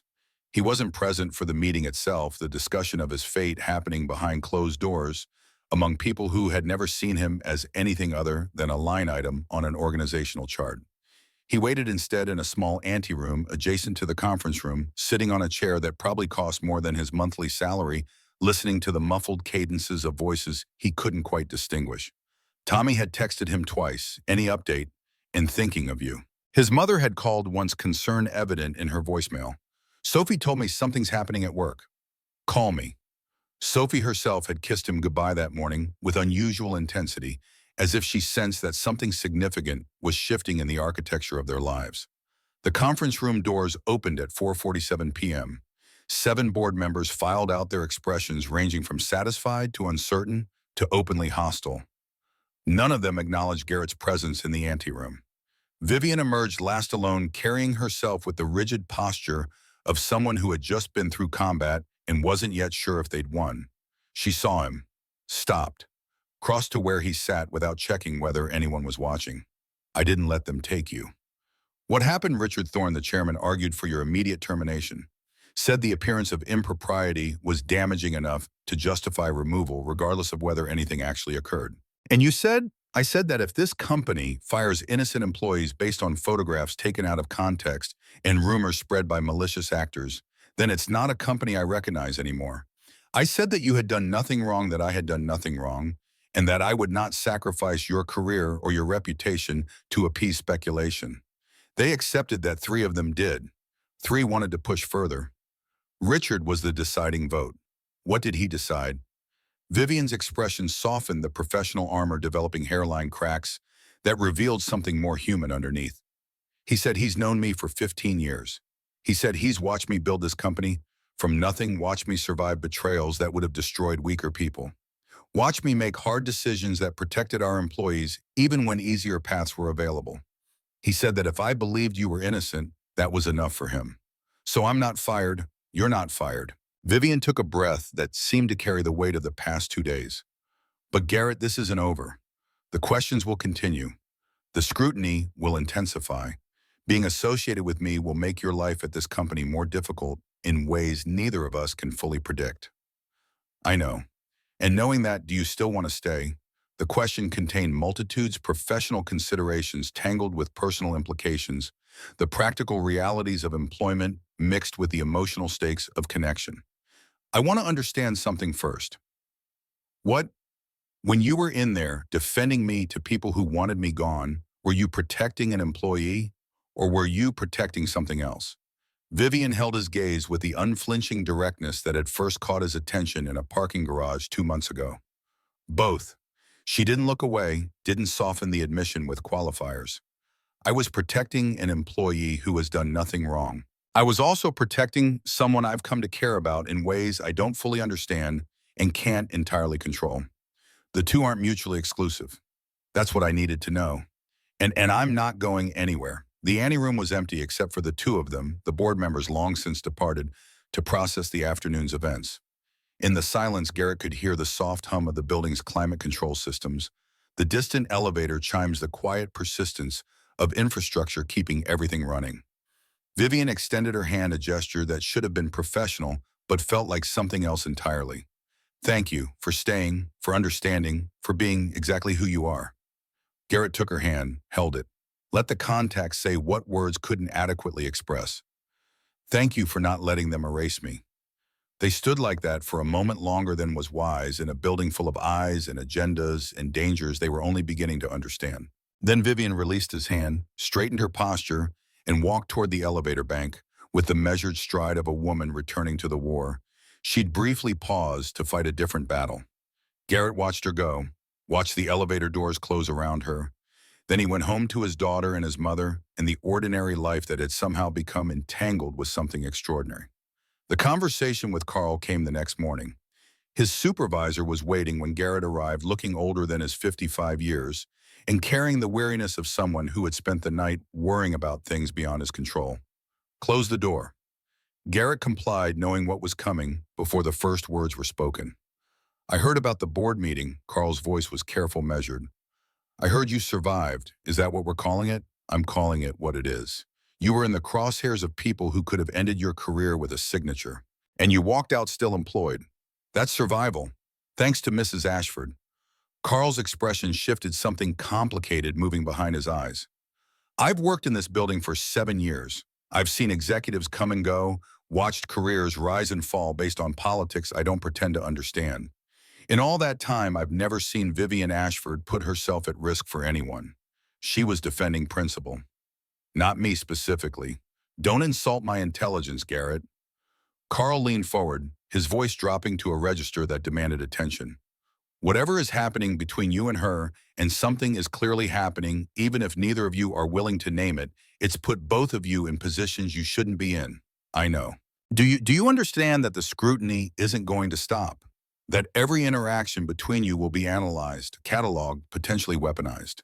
That people are watching both of you now with the kind of attention that destroys careers and reputations? I understand. Then let me ask you something I have no right to ask. Is it worth it? The question landed with the force of all the questions Garrett had been avoiding.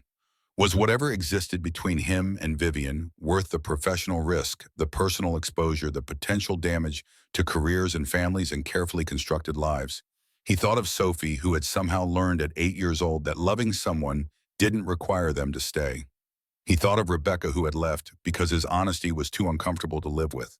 He thought of his mother, who had raised sons alone and still believed that the right risks were worth taking even when the outcomes were uncertain. And he thought of Vivian, of tears in his back seat, of confessions in a stalled elevator, of a hand reaching for his in a corridor filled with water and crisis.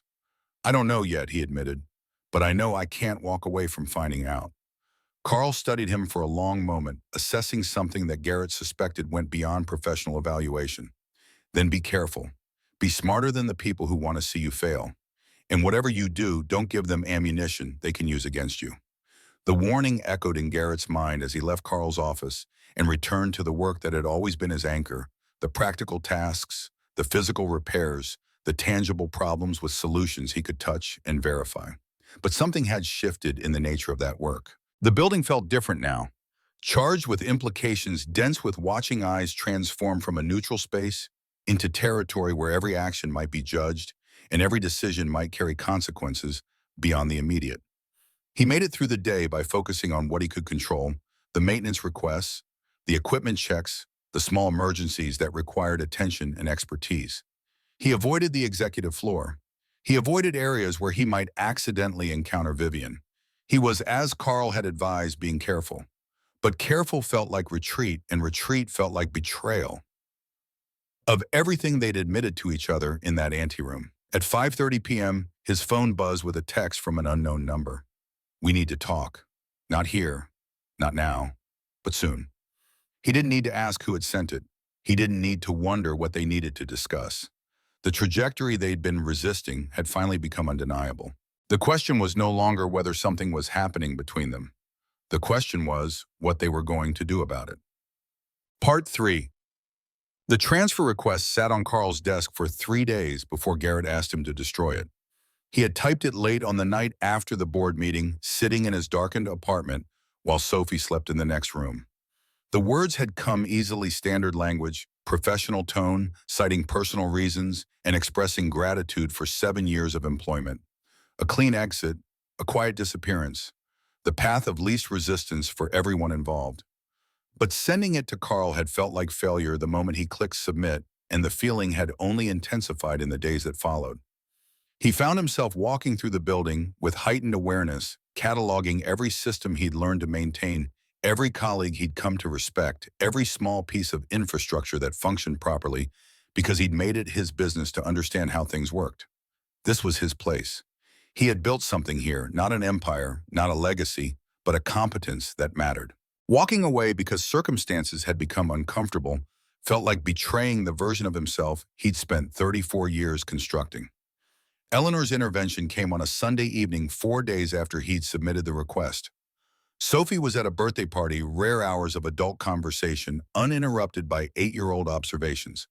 His mother sat across from him at her kitchen table, the same table where she'd helped him with homework as a child, where she'd told him his father had died, where she'd listened to him explain that Rebecca was leaving. "You're running," she observed with characteristic directness. "From what exactly? From a situation I can't control. Since when has that stopped you from trying? You spent 4 years on a Navy vessel.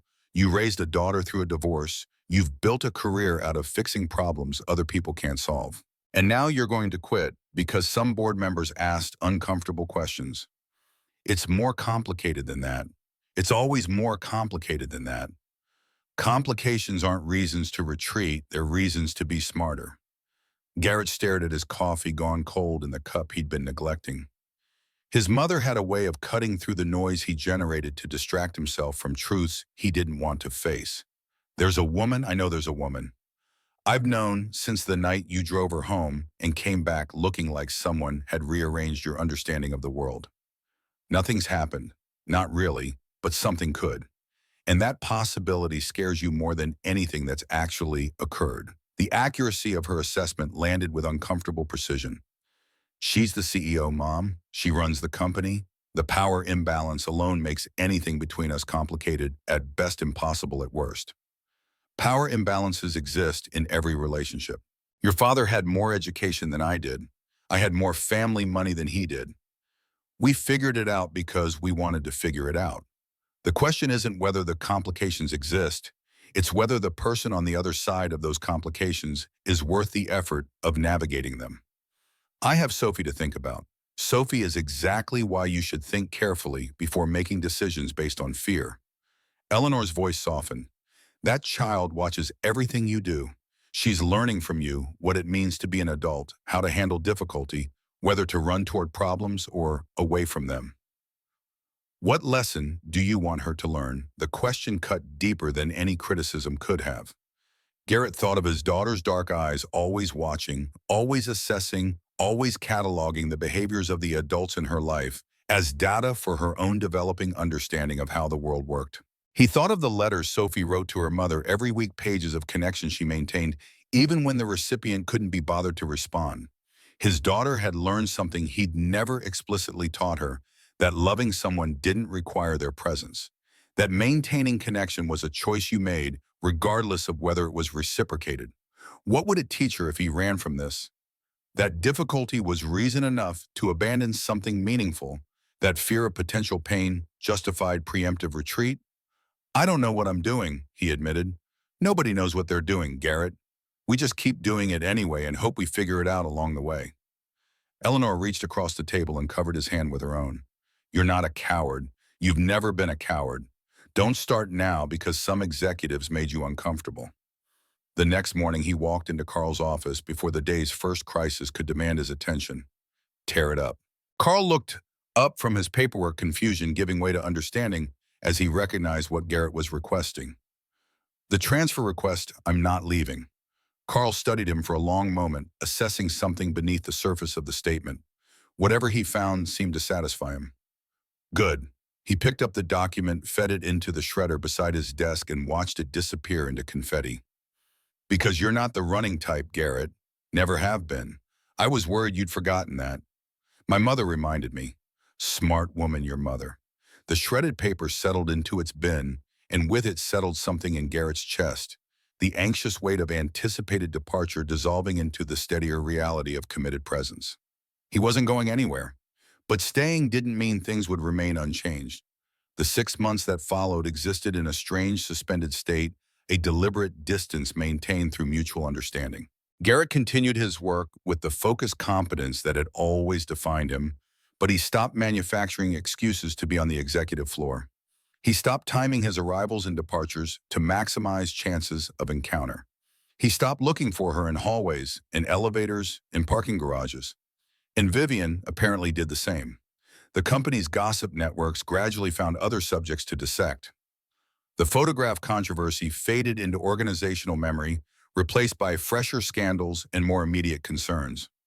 Timothy Walsh's termination became a cautionary tale about the dangers of internal politicking, and Bradley's role in the original image remained known only to those directly involved. On the surface, everything returned to normal. Beneath the surface, Garrett found himself navigating a grief he hadn't anticipated, mourning something that had never fully existed, missing a presence he had no right to claim. Spring arrived in Minneapolis with its usual reluctance, winter's grip loosening incrementally through March and April, before finally releasing in May. Sophie turned 9 in a backyard celebration at Eleanor's house, surrounded by school friends and family members, and the particular joy of a child who had learned to find happiness in what was present rather than dwelling on what was absent. The accident happened in June on a Tuesday afternoon that had given no indication it would reshape everything. Garrett was at work troubleshooting a climate control malfunction on the 7th floor when his phone erupted with the particular vibration pattern he'd programmed for emergency contacts. Eleanor's voice tight with controlled panic. "Sophie's been hurt. She fell at school. They're taking her to Hennepin County Medical Center." The next minutes existed only in fragments, handing off the climate control issue to a colleague, racing to the parking garage, driving through traffic with a disregard for speed limits that he'd regret later but couldn't stop in the moment. His daughter was hurt. Everything else was static. The hospital's emergency department was a chaos of movement and urgency, but he found Eleanor quickly seated in a waiting area, her silver hair in disarray, her usually composed expression fractured with worry. What happened? She fell from the climbing structure at school. Eleanor's voice trembled slightly. She was up higher than she should have been. Broke her arm. They're doing x-rays now. How high? Too high. The teacher said she was trying to reach the top higher than any of the other children. They couldn't get to her in time. Something cold settled in Garrett's stomach, a dread that had nothing to do with broken bones and everything to do with the question his daughter's behavior implied. Why would she climb that high? I don't know. But Garrett Eleanor hesitated, something complicated in her expression. When I got to the school, she kept saying she was sorry. Over and over. "I'm sorry, Grandma. I'm sorry." The x-rays confirmed what the initial assessment had suggested: a clean break in Sophie's left forearm, painful but straightforward to treat. By the time Garrett was allowed into her room, she was already in a temporary cast, her small face pale against the hospital pillow, her dark eyes red-rimmed with crying that had only recently stopped. He sat on the edge of her bed and took her uninjured hand in both of his own. "Hey, sweetheart. Daddy, I'm sorry." The words came out rough, hoarse, with residual tears and something deeper, guilt perhaps, or shame. "Sophie, you don't need to apologize for getting hurt. Accidents happen." It wasn't an accident. The admission hung in the air between them, weighted with implications Garrett wasn't sure he was prepared to understand. "What do you mean it wasn't an accident?" Sophie's grip tightened on his hand. Her small body seemed to contract, pulling inward with the particular posture of a child preparing to confess something she expected to cause disappointment. "I climbed higher on purpose. I wanted to do something." She struggled for words, something big, something that would make Mom notice. The understanding hit Garrett like a physical blow, stealing his breath and rearranging his heart in configurations that would take years to fully settle. His daughter had deliberately put herself in danger. Not for attention in the conventional sense, not the acting out of a child seeking discipline or boundaries, but for something more devastating. The hope that if she did something significant enough, dramatic enough, memorable enough, her absent mother might finally pay attention, might finally come back. Oh, sweetheart. Garrett gathered Sophie into his arms, careful of her injured limb, holding her against his chest with the fierce protectiveness of a father confronting a pain he couldn't fix. "Your mom loves you. I know." Sophie's voice was muffled against his shoulder. She loves me, but she chose different. She chose to be somewhere else. That's not my fault. No, that's not your fault. But I thought maybe if I did something special, something she'd hear about, maybe she'd want to come see me. Sophie pulled back, meeting his eyes with an expression far too mature for her 9 years. I was wrong, wasn't I? That's not how it works. That's not how it works, Garrett confirmed, his voice thick with emotion he was struggling to contain. People who leave don't come back because you hurt yourself. They come back because they choose to, and we can't control other people's choices. Only our own. Only our own. Sophie nodded slowly, processing this truth with the particular gravity of a child who had been forced to grow up faster than anyone should have to. I'm sorry I scared you. And Grandma, I'm just glad you're okay. Garrett kissed her forehead, breathing in the familiar scent of her shampoo, grounding himself in the physical reality of his daughter, still here, still whole, still his to protect and love and guide through the complicated terrain of childhood. You scared me more than I've ever been scared in my life. Please don't do that again. I won't. I learned something. What did you learn? That the people who are already here, you and Grandma and my friends, they matter more than the people who aren't. She touched his face with her uninjured hand, a gesture of comfort from child to parent that inverted their usual roles. You're always here, Daddy. You never leave. I never will. The promise settled between them, a covenant that Garrett meant with every fiber of his being. Whatever else changed in their lives, whatever complications arose, he would be present for this child. That was the one certainty he could offer. 2 hours later, with Sophie dozing after the pain medication kicked in and Eleanor gone to find coffee, Garrett sat alone in the dim hospital room, watching his daughter sleep. A knock at the door made him turn. Vivian Ashford stood in the doorway, still wearing the business attire that suggested she'd come directly from work. Her expression carried something he'd never seen on her before: open concern, unguarded emotion, the professional composure completely absent. Carl told me what happened. Is she okay? Garrett rose from his chair, surprise and confusion warring with something else. A warmth he'd been deliberately suppressing for 6 months. What are you doing here? I wanted to make sure she was all right. Vivian moved into the room, her attention shifting to the small figure in the hospital bed. When Carl mentioned it was Sophie, your Sophie, the one with the Barbie and the doctor costume, I couldn't not come. She's going to be fine. Broken arm, clean break. And you? The question carried weight beyond its simple syllables. Vivian's green eyes found his, searching for something she seemed to need confirmed. I don't know, Garrett admitted. She did it on purpose. Climbed higher than she should have because she hoped her mother might hear about it. Might come back. Vivian's sharp intake of breath told him she understood the full horror of what he was describing. She wanted her mother's attention badly enough to risk her own safety. She's 9 years old, and she's been carrying this weight since Rebecca left. I didn't see it. I should have seen it. Should have noticed how much she was still hoping for something that isn't going to happen. Children are remarkably skilled at hiding their deepest hurts. Vivian moved closer, stopping at the foot of Sophie's bed. They protect the adults in their lives from truths they think we can't handle. She shouldn't have to protect me. No, she shouldn't. But children rarely do what they should. They do what they feel is necessary. The silence between them was different from the calculated distance of the past 6 months, softer, more honest, stripped of the professional caution that had governed their interactions since the board meeting. I've missed you. The words escaped before Garrett could evaluate their wisdom, pulled out by exhaustion and emotion, and the particular vulnerability that hospitals seem to invite. Vivian's expression shifted, something yielding behind her eyes. I've missed you too. These past months staying away, pretending the distance was manageable, it's been harder than I expected. We agreed it was necessary. We agreed it was prudent. There's a difference. Is there? Vivian circled the bed, coming to stand beside him. This close, he could smell her perfume, the same scent that had haunted his Honda for weeks after that first drive, and see the fine lines of exhaustion around her eyes that spoke of long hours and difficult decisions. I've spent 6 months telling myself that keeping distance from you was the responsible choice, the professional choice, the choice that protected both of us from complications we weren't equipped to handle. And now I'm standing in a hospital room where your daughter is recovering from an injury she inflicted on herself because she was desperate for connection. And I'm realizing that there are worse things than complications. Like what? Like isolation. Like loneliness that goes so deep you forget what connection feels like. Sophie stirred in her sleep, a small sound that drew both of their attention. In the dim light of the hospital room, Garrett's daughter looked impossibly young, fragile in a way that daylight usually concealed vulnerable, in a way that reminded him how much she still needed protecting.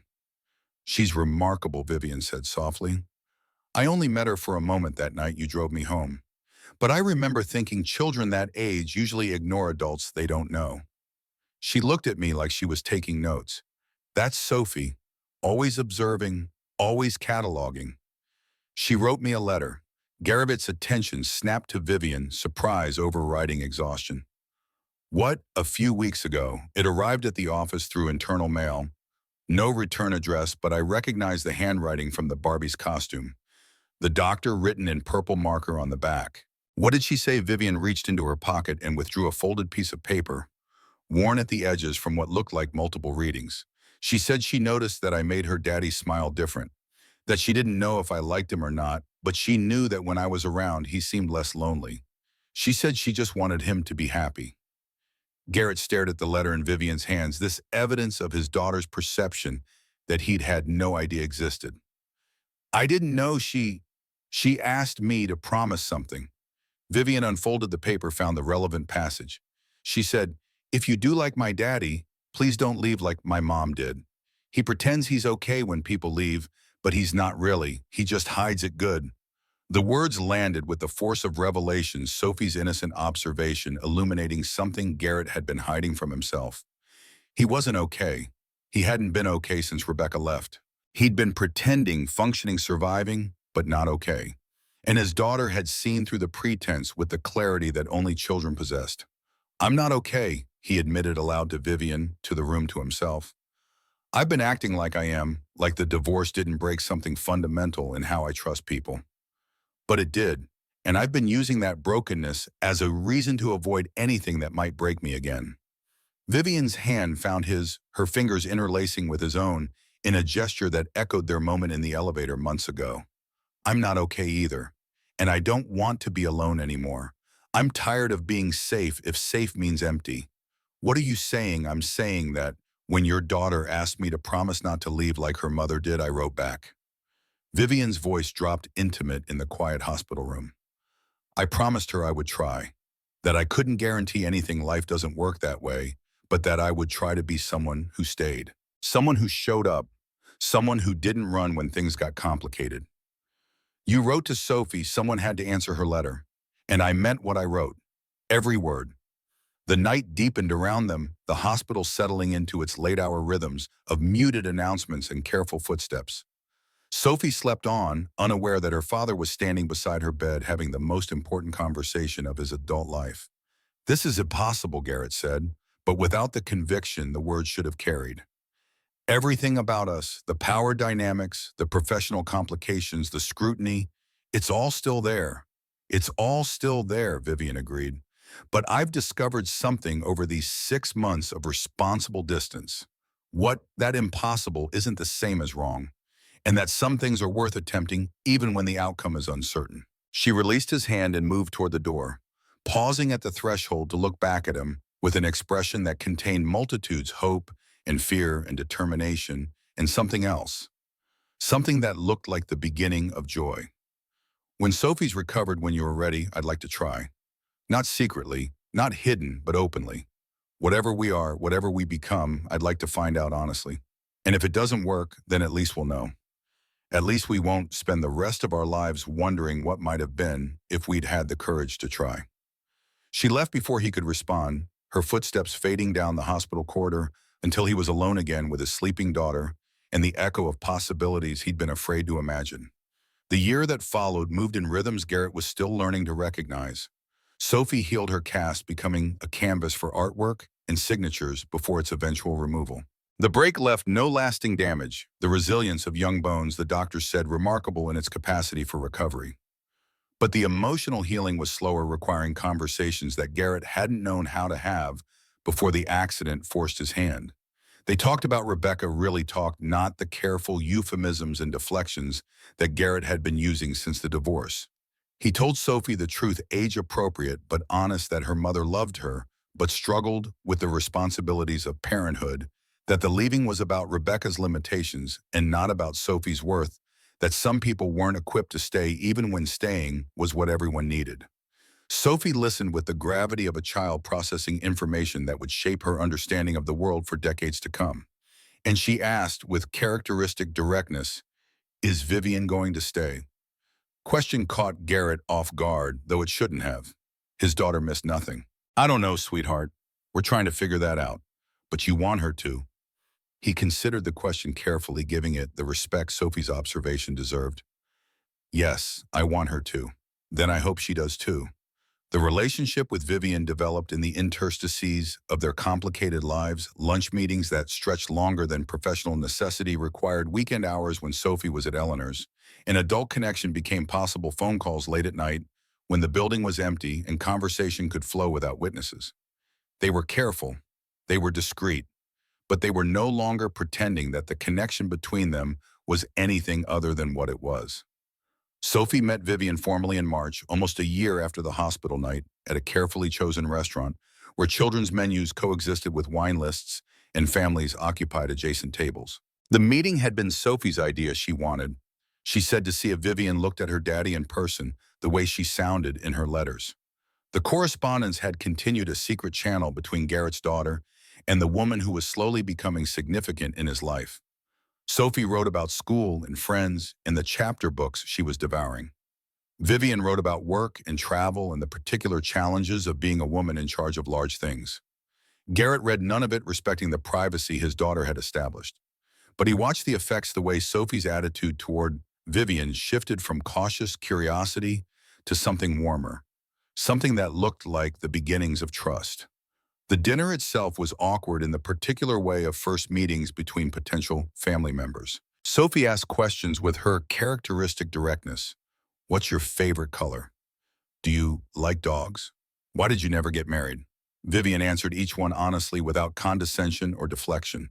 "Blue, but the dark kind, like the ocean before a storm. Dogs are wonderful, but my schedule doesn't allow for proper care of one. I almost got married once, but I discovered at the last moment that I was marrying someone's idea of him rather than someone who actually knew who I was." Sophie absorbed these answers with visible concentration. "That's sad about the almost marriage." It was, but it also taught me something important. What? That I'd rather be alone and honest than together and pretending. Sophie nodded slowly, processing this with the particular gravity she brought to important conversations. "My mom pretended a lot. She pretended she was happy when she wasn't. She pretended she wanted to stay when she didn't." "How did you know she was pretending?" "Because her eyes didn't match her words."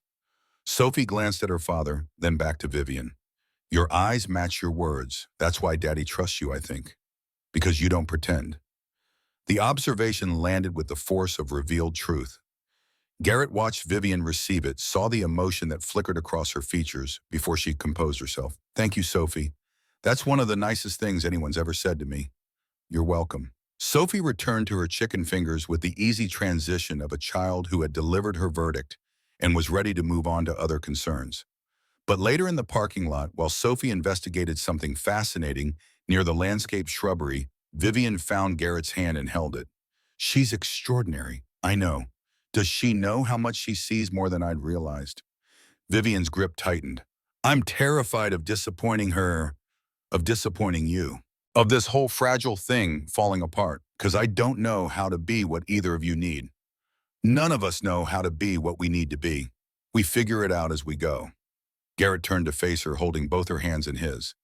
"I spent years being terrified of exactly this, of wanting something that could hurt me, of letting someone close enough to cause damage.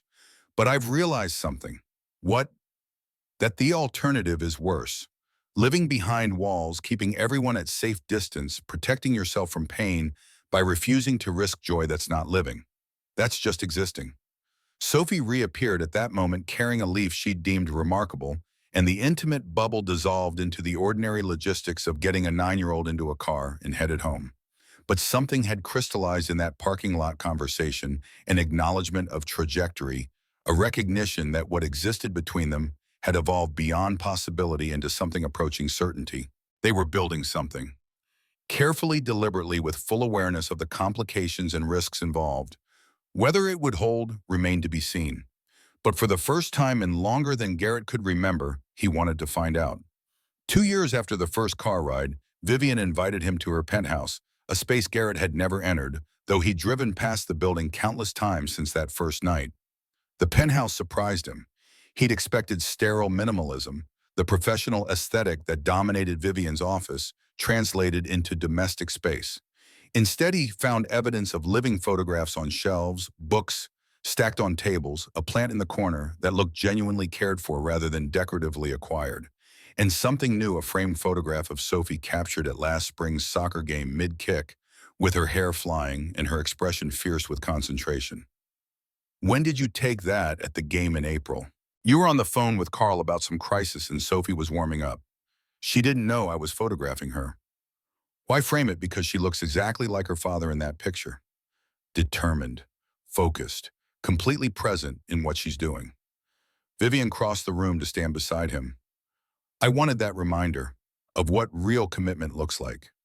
The revelation came between the main course and dessert, delivered with the directness that had characterized every important moment between them. I've made a decision about the company, what kind of decision I'm stepping down as CEO. Garrett set down his wine glass, surprise overriding every other response. Why? Because I want a different life than the one I've been living. I've spent 20 years building Ashford and Associates, and I'm proud of what it's become. But somewhere along the way, the building became the only thing I knew how to do. The company consumed everything, my time, my energy, my capacity for anything that wasn't work. What happens now, I'm transitioning to chairman of the advisory board. Less operational responsibility, more strategic guidance. But mostly, she turned to face him, silhouetted against the Minneapolis skyline visible through the windows. Mostly I want time. Time for a life that isn't defined by quarterly reports and board meetings.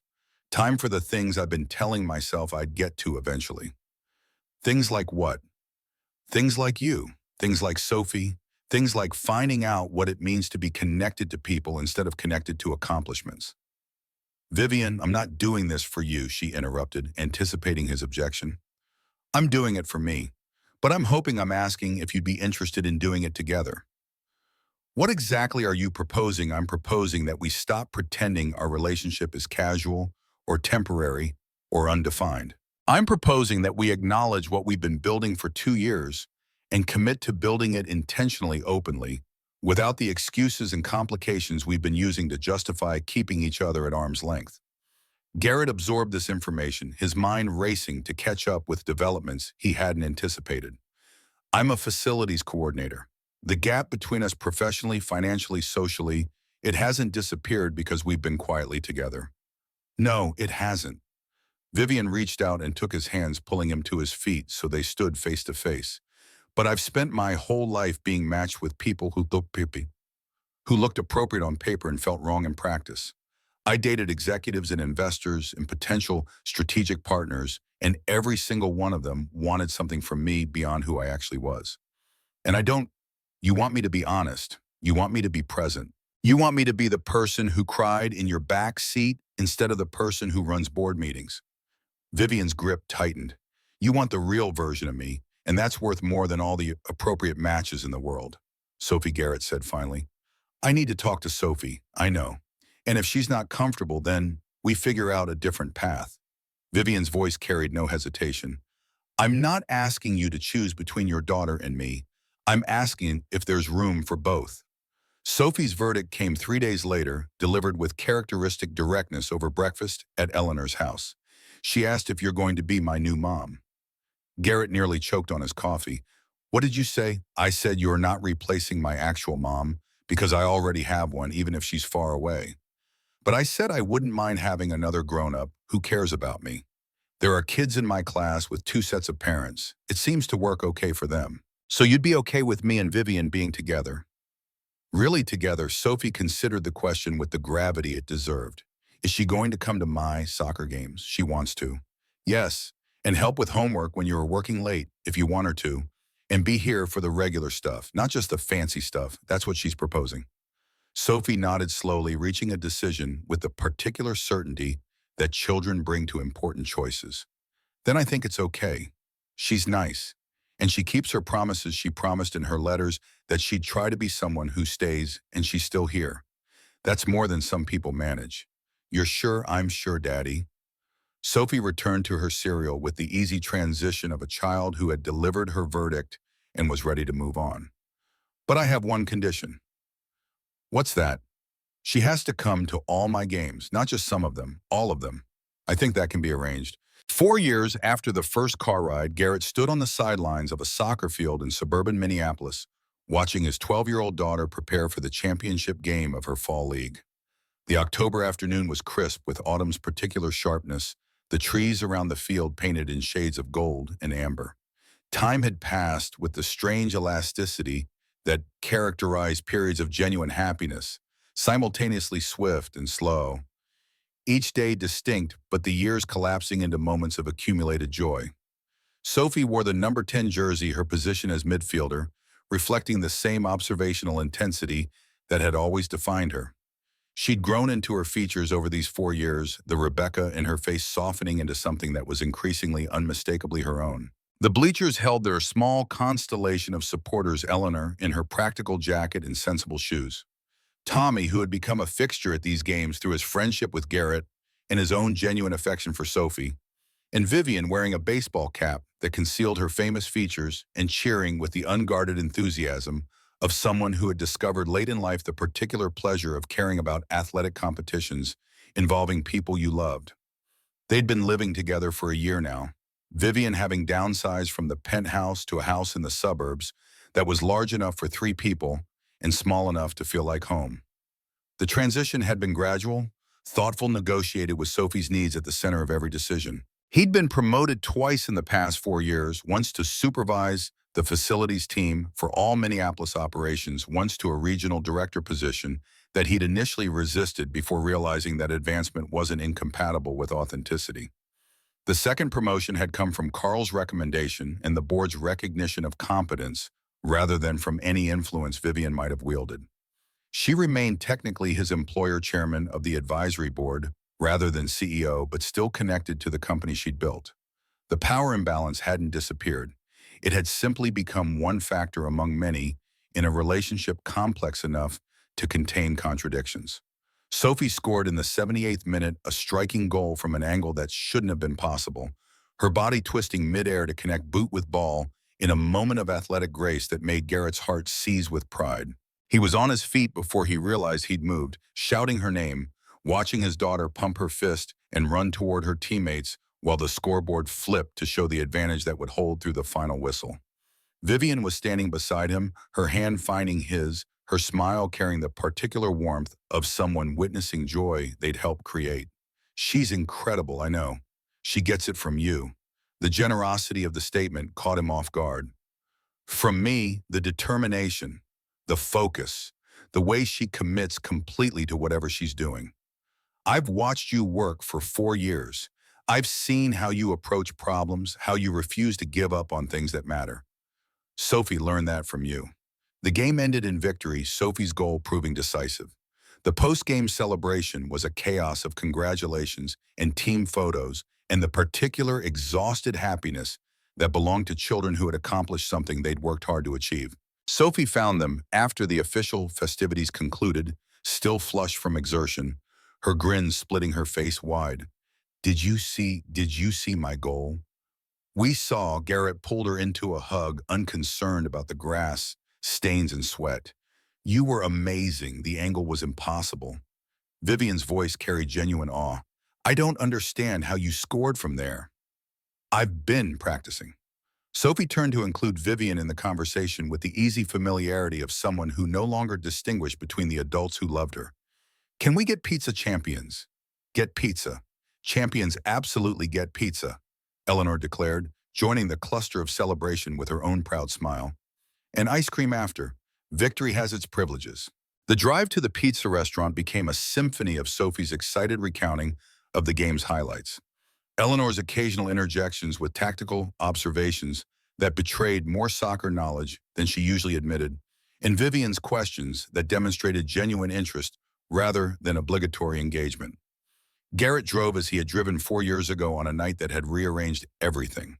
But the back seat held different passengers, now his daughter, rather than his future partner, his mother, rather than solitude, joy rather than tears. At a red light, Vivian's hand found his on the center console, a small gesture barely visible but freighted with 4 years of history and the promise of years to come. The light changed. Minneapolis spread around them, familiar now, in ways it hadn't been when Garrett was younger, when Rebecca was still his wife, when his daughter was too small to score championship goals, when Vivian Ashford was nothing more than a portrait in a lobby and a name on corporate documents. He thought of that first drive, the silence, the tears, the question he hadn't asked and she hadn't answered. He thought of hallway glances and elevator confessions and hospital nights when everything had seemed impossible but hadn't proven to be. He thought of his mother's wisdom, his daughter's letters, the slow accumulation of moments that had built into something neither of them had expected to find. There were no guarantees in any of it. The complications hadn't disappeared, they'd simply been incorporated into the texture of daily life challenges to be navigated rather than obstacles to be feared. But so did the connection. So did the commitment. So did the daily choice to show up and be present and build something that neither of them could have built alone. The October evening deepened around them as they drove toward the restaurant, Sophie's voice filling the car with the bright energy of childhood triumph, Eleanor's laughter mixing with Vivian's, the ordinary magic of family unfolding in real time. In the rearview mirror, Garrett caught a glimpse of Vivian watching him, the same sea-green eyes that had once caught the red glow of a traffic light, wet with tears she hadn't tried to hide. Now those eyes held something different. Not tears, not exhaustion, not the bone-deep weariness of a woman who had been holding herself together for too long. What they held looked like peace. The Minneapolis skyline glittered through the windshield, 1,000 lights against the darkening sky, and Garrett Sullivan, who had spent his whole life being invisible, drove toward the future with the people who had finally taught him what it meant to be seen.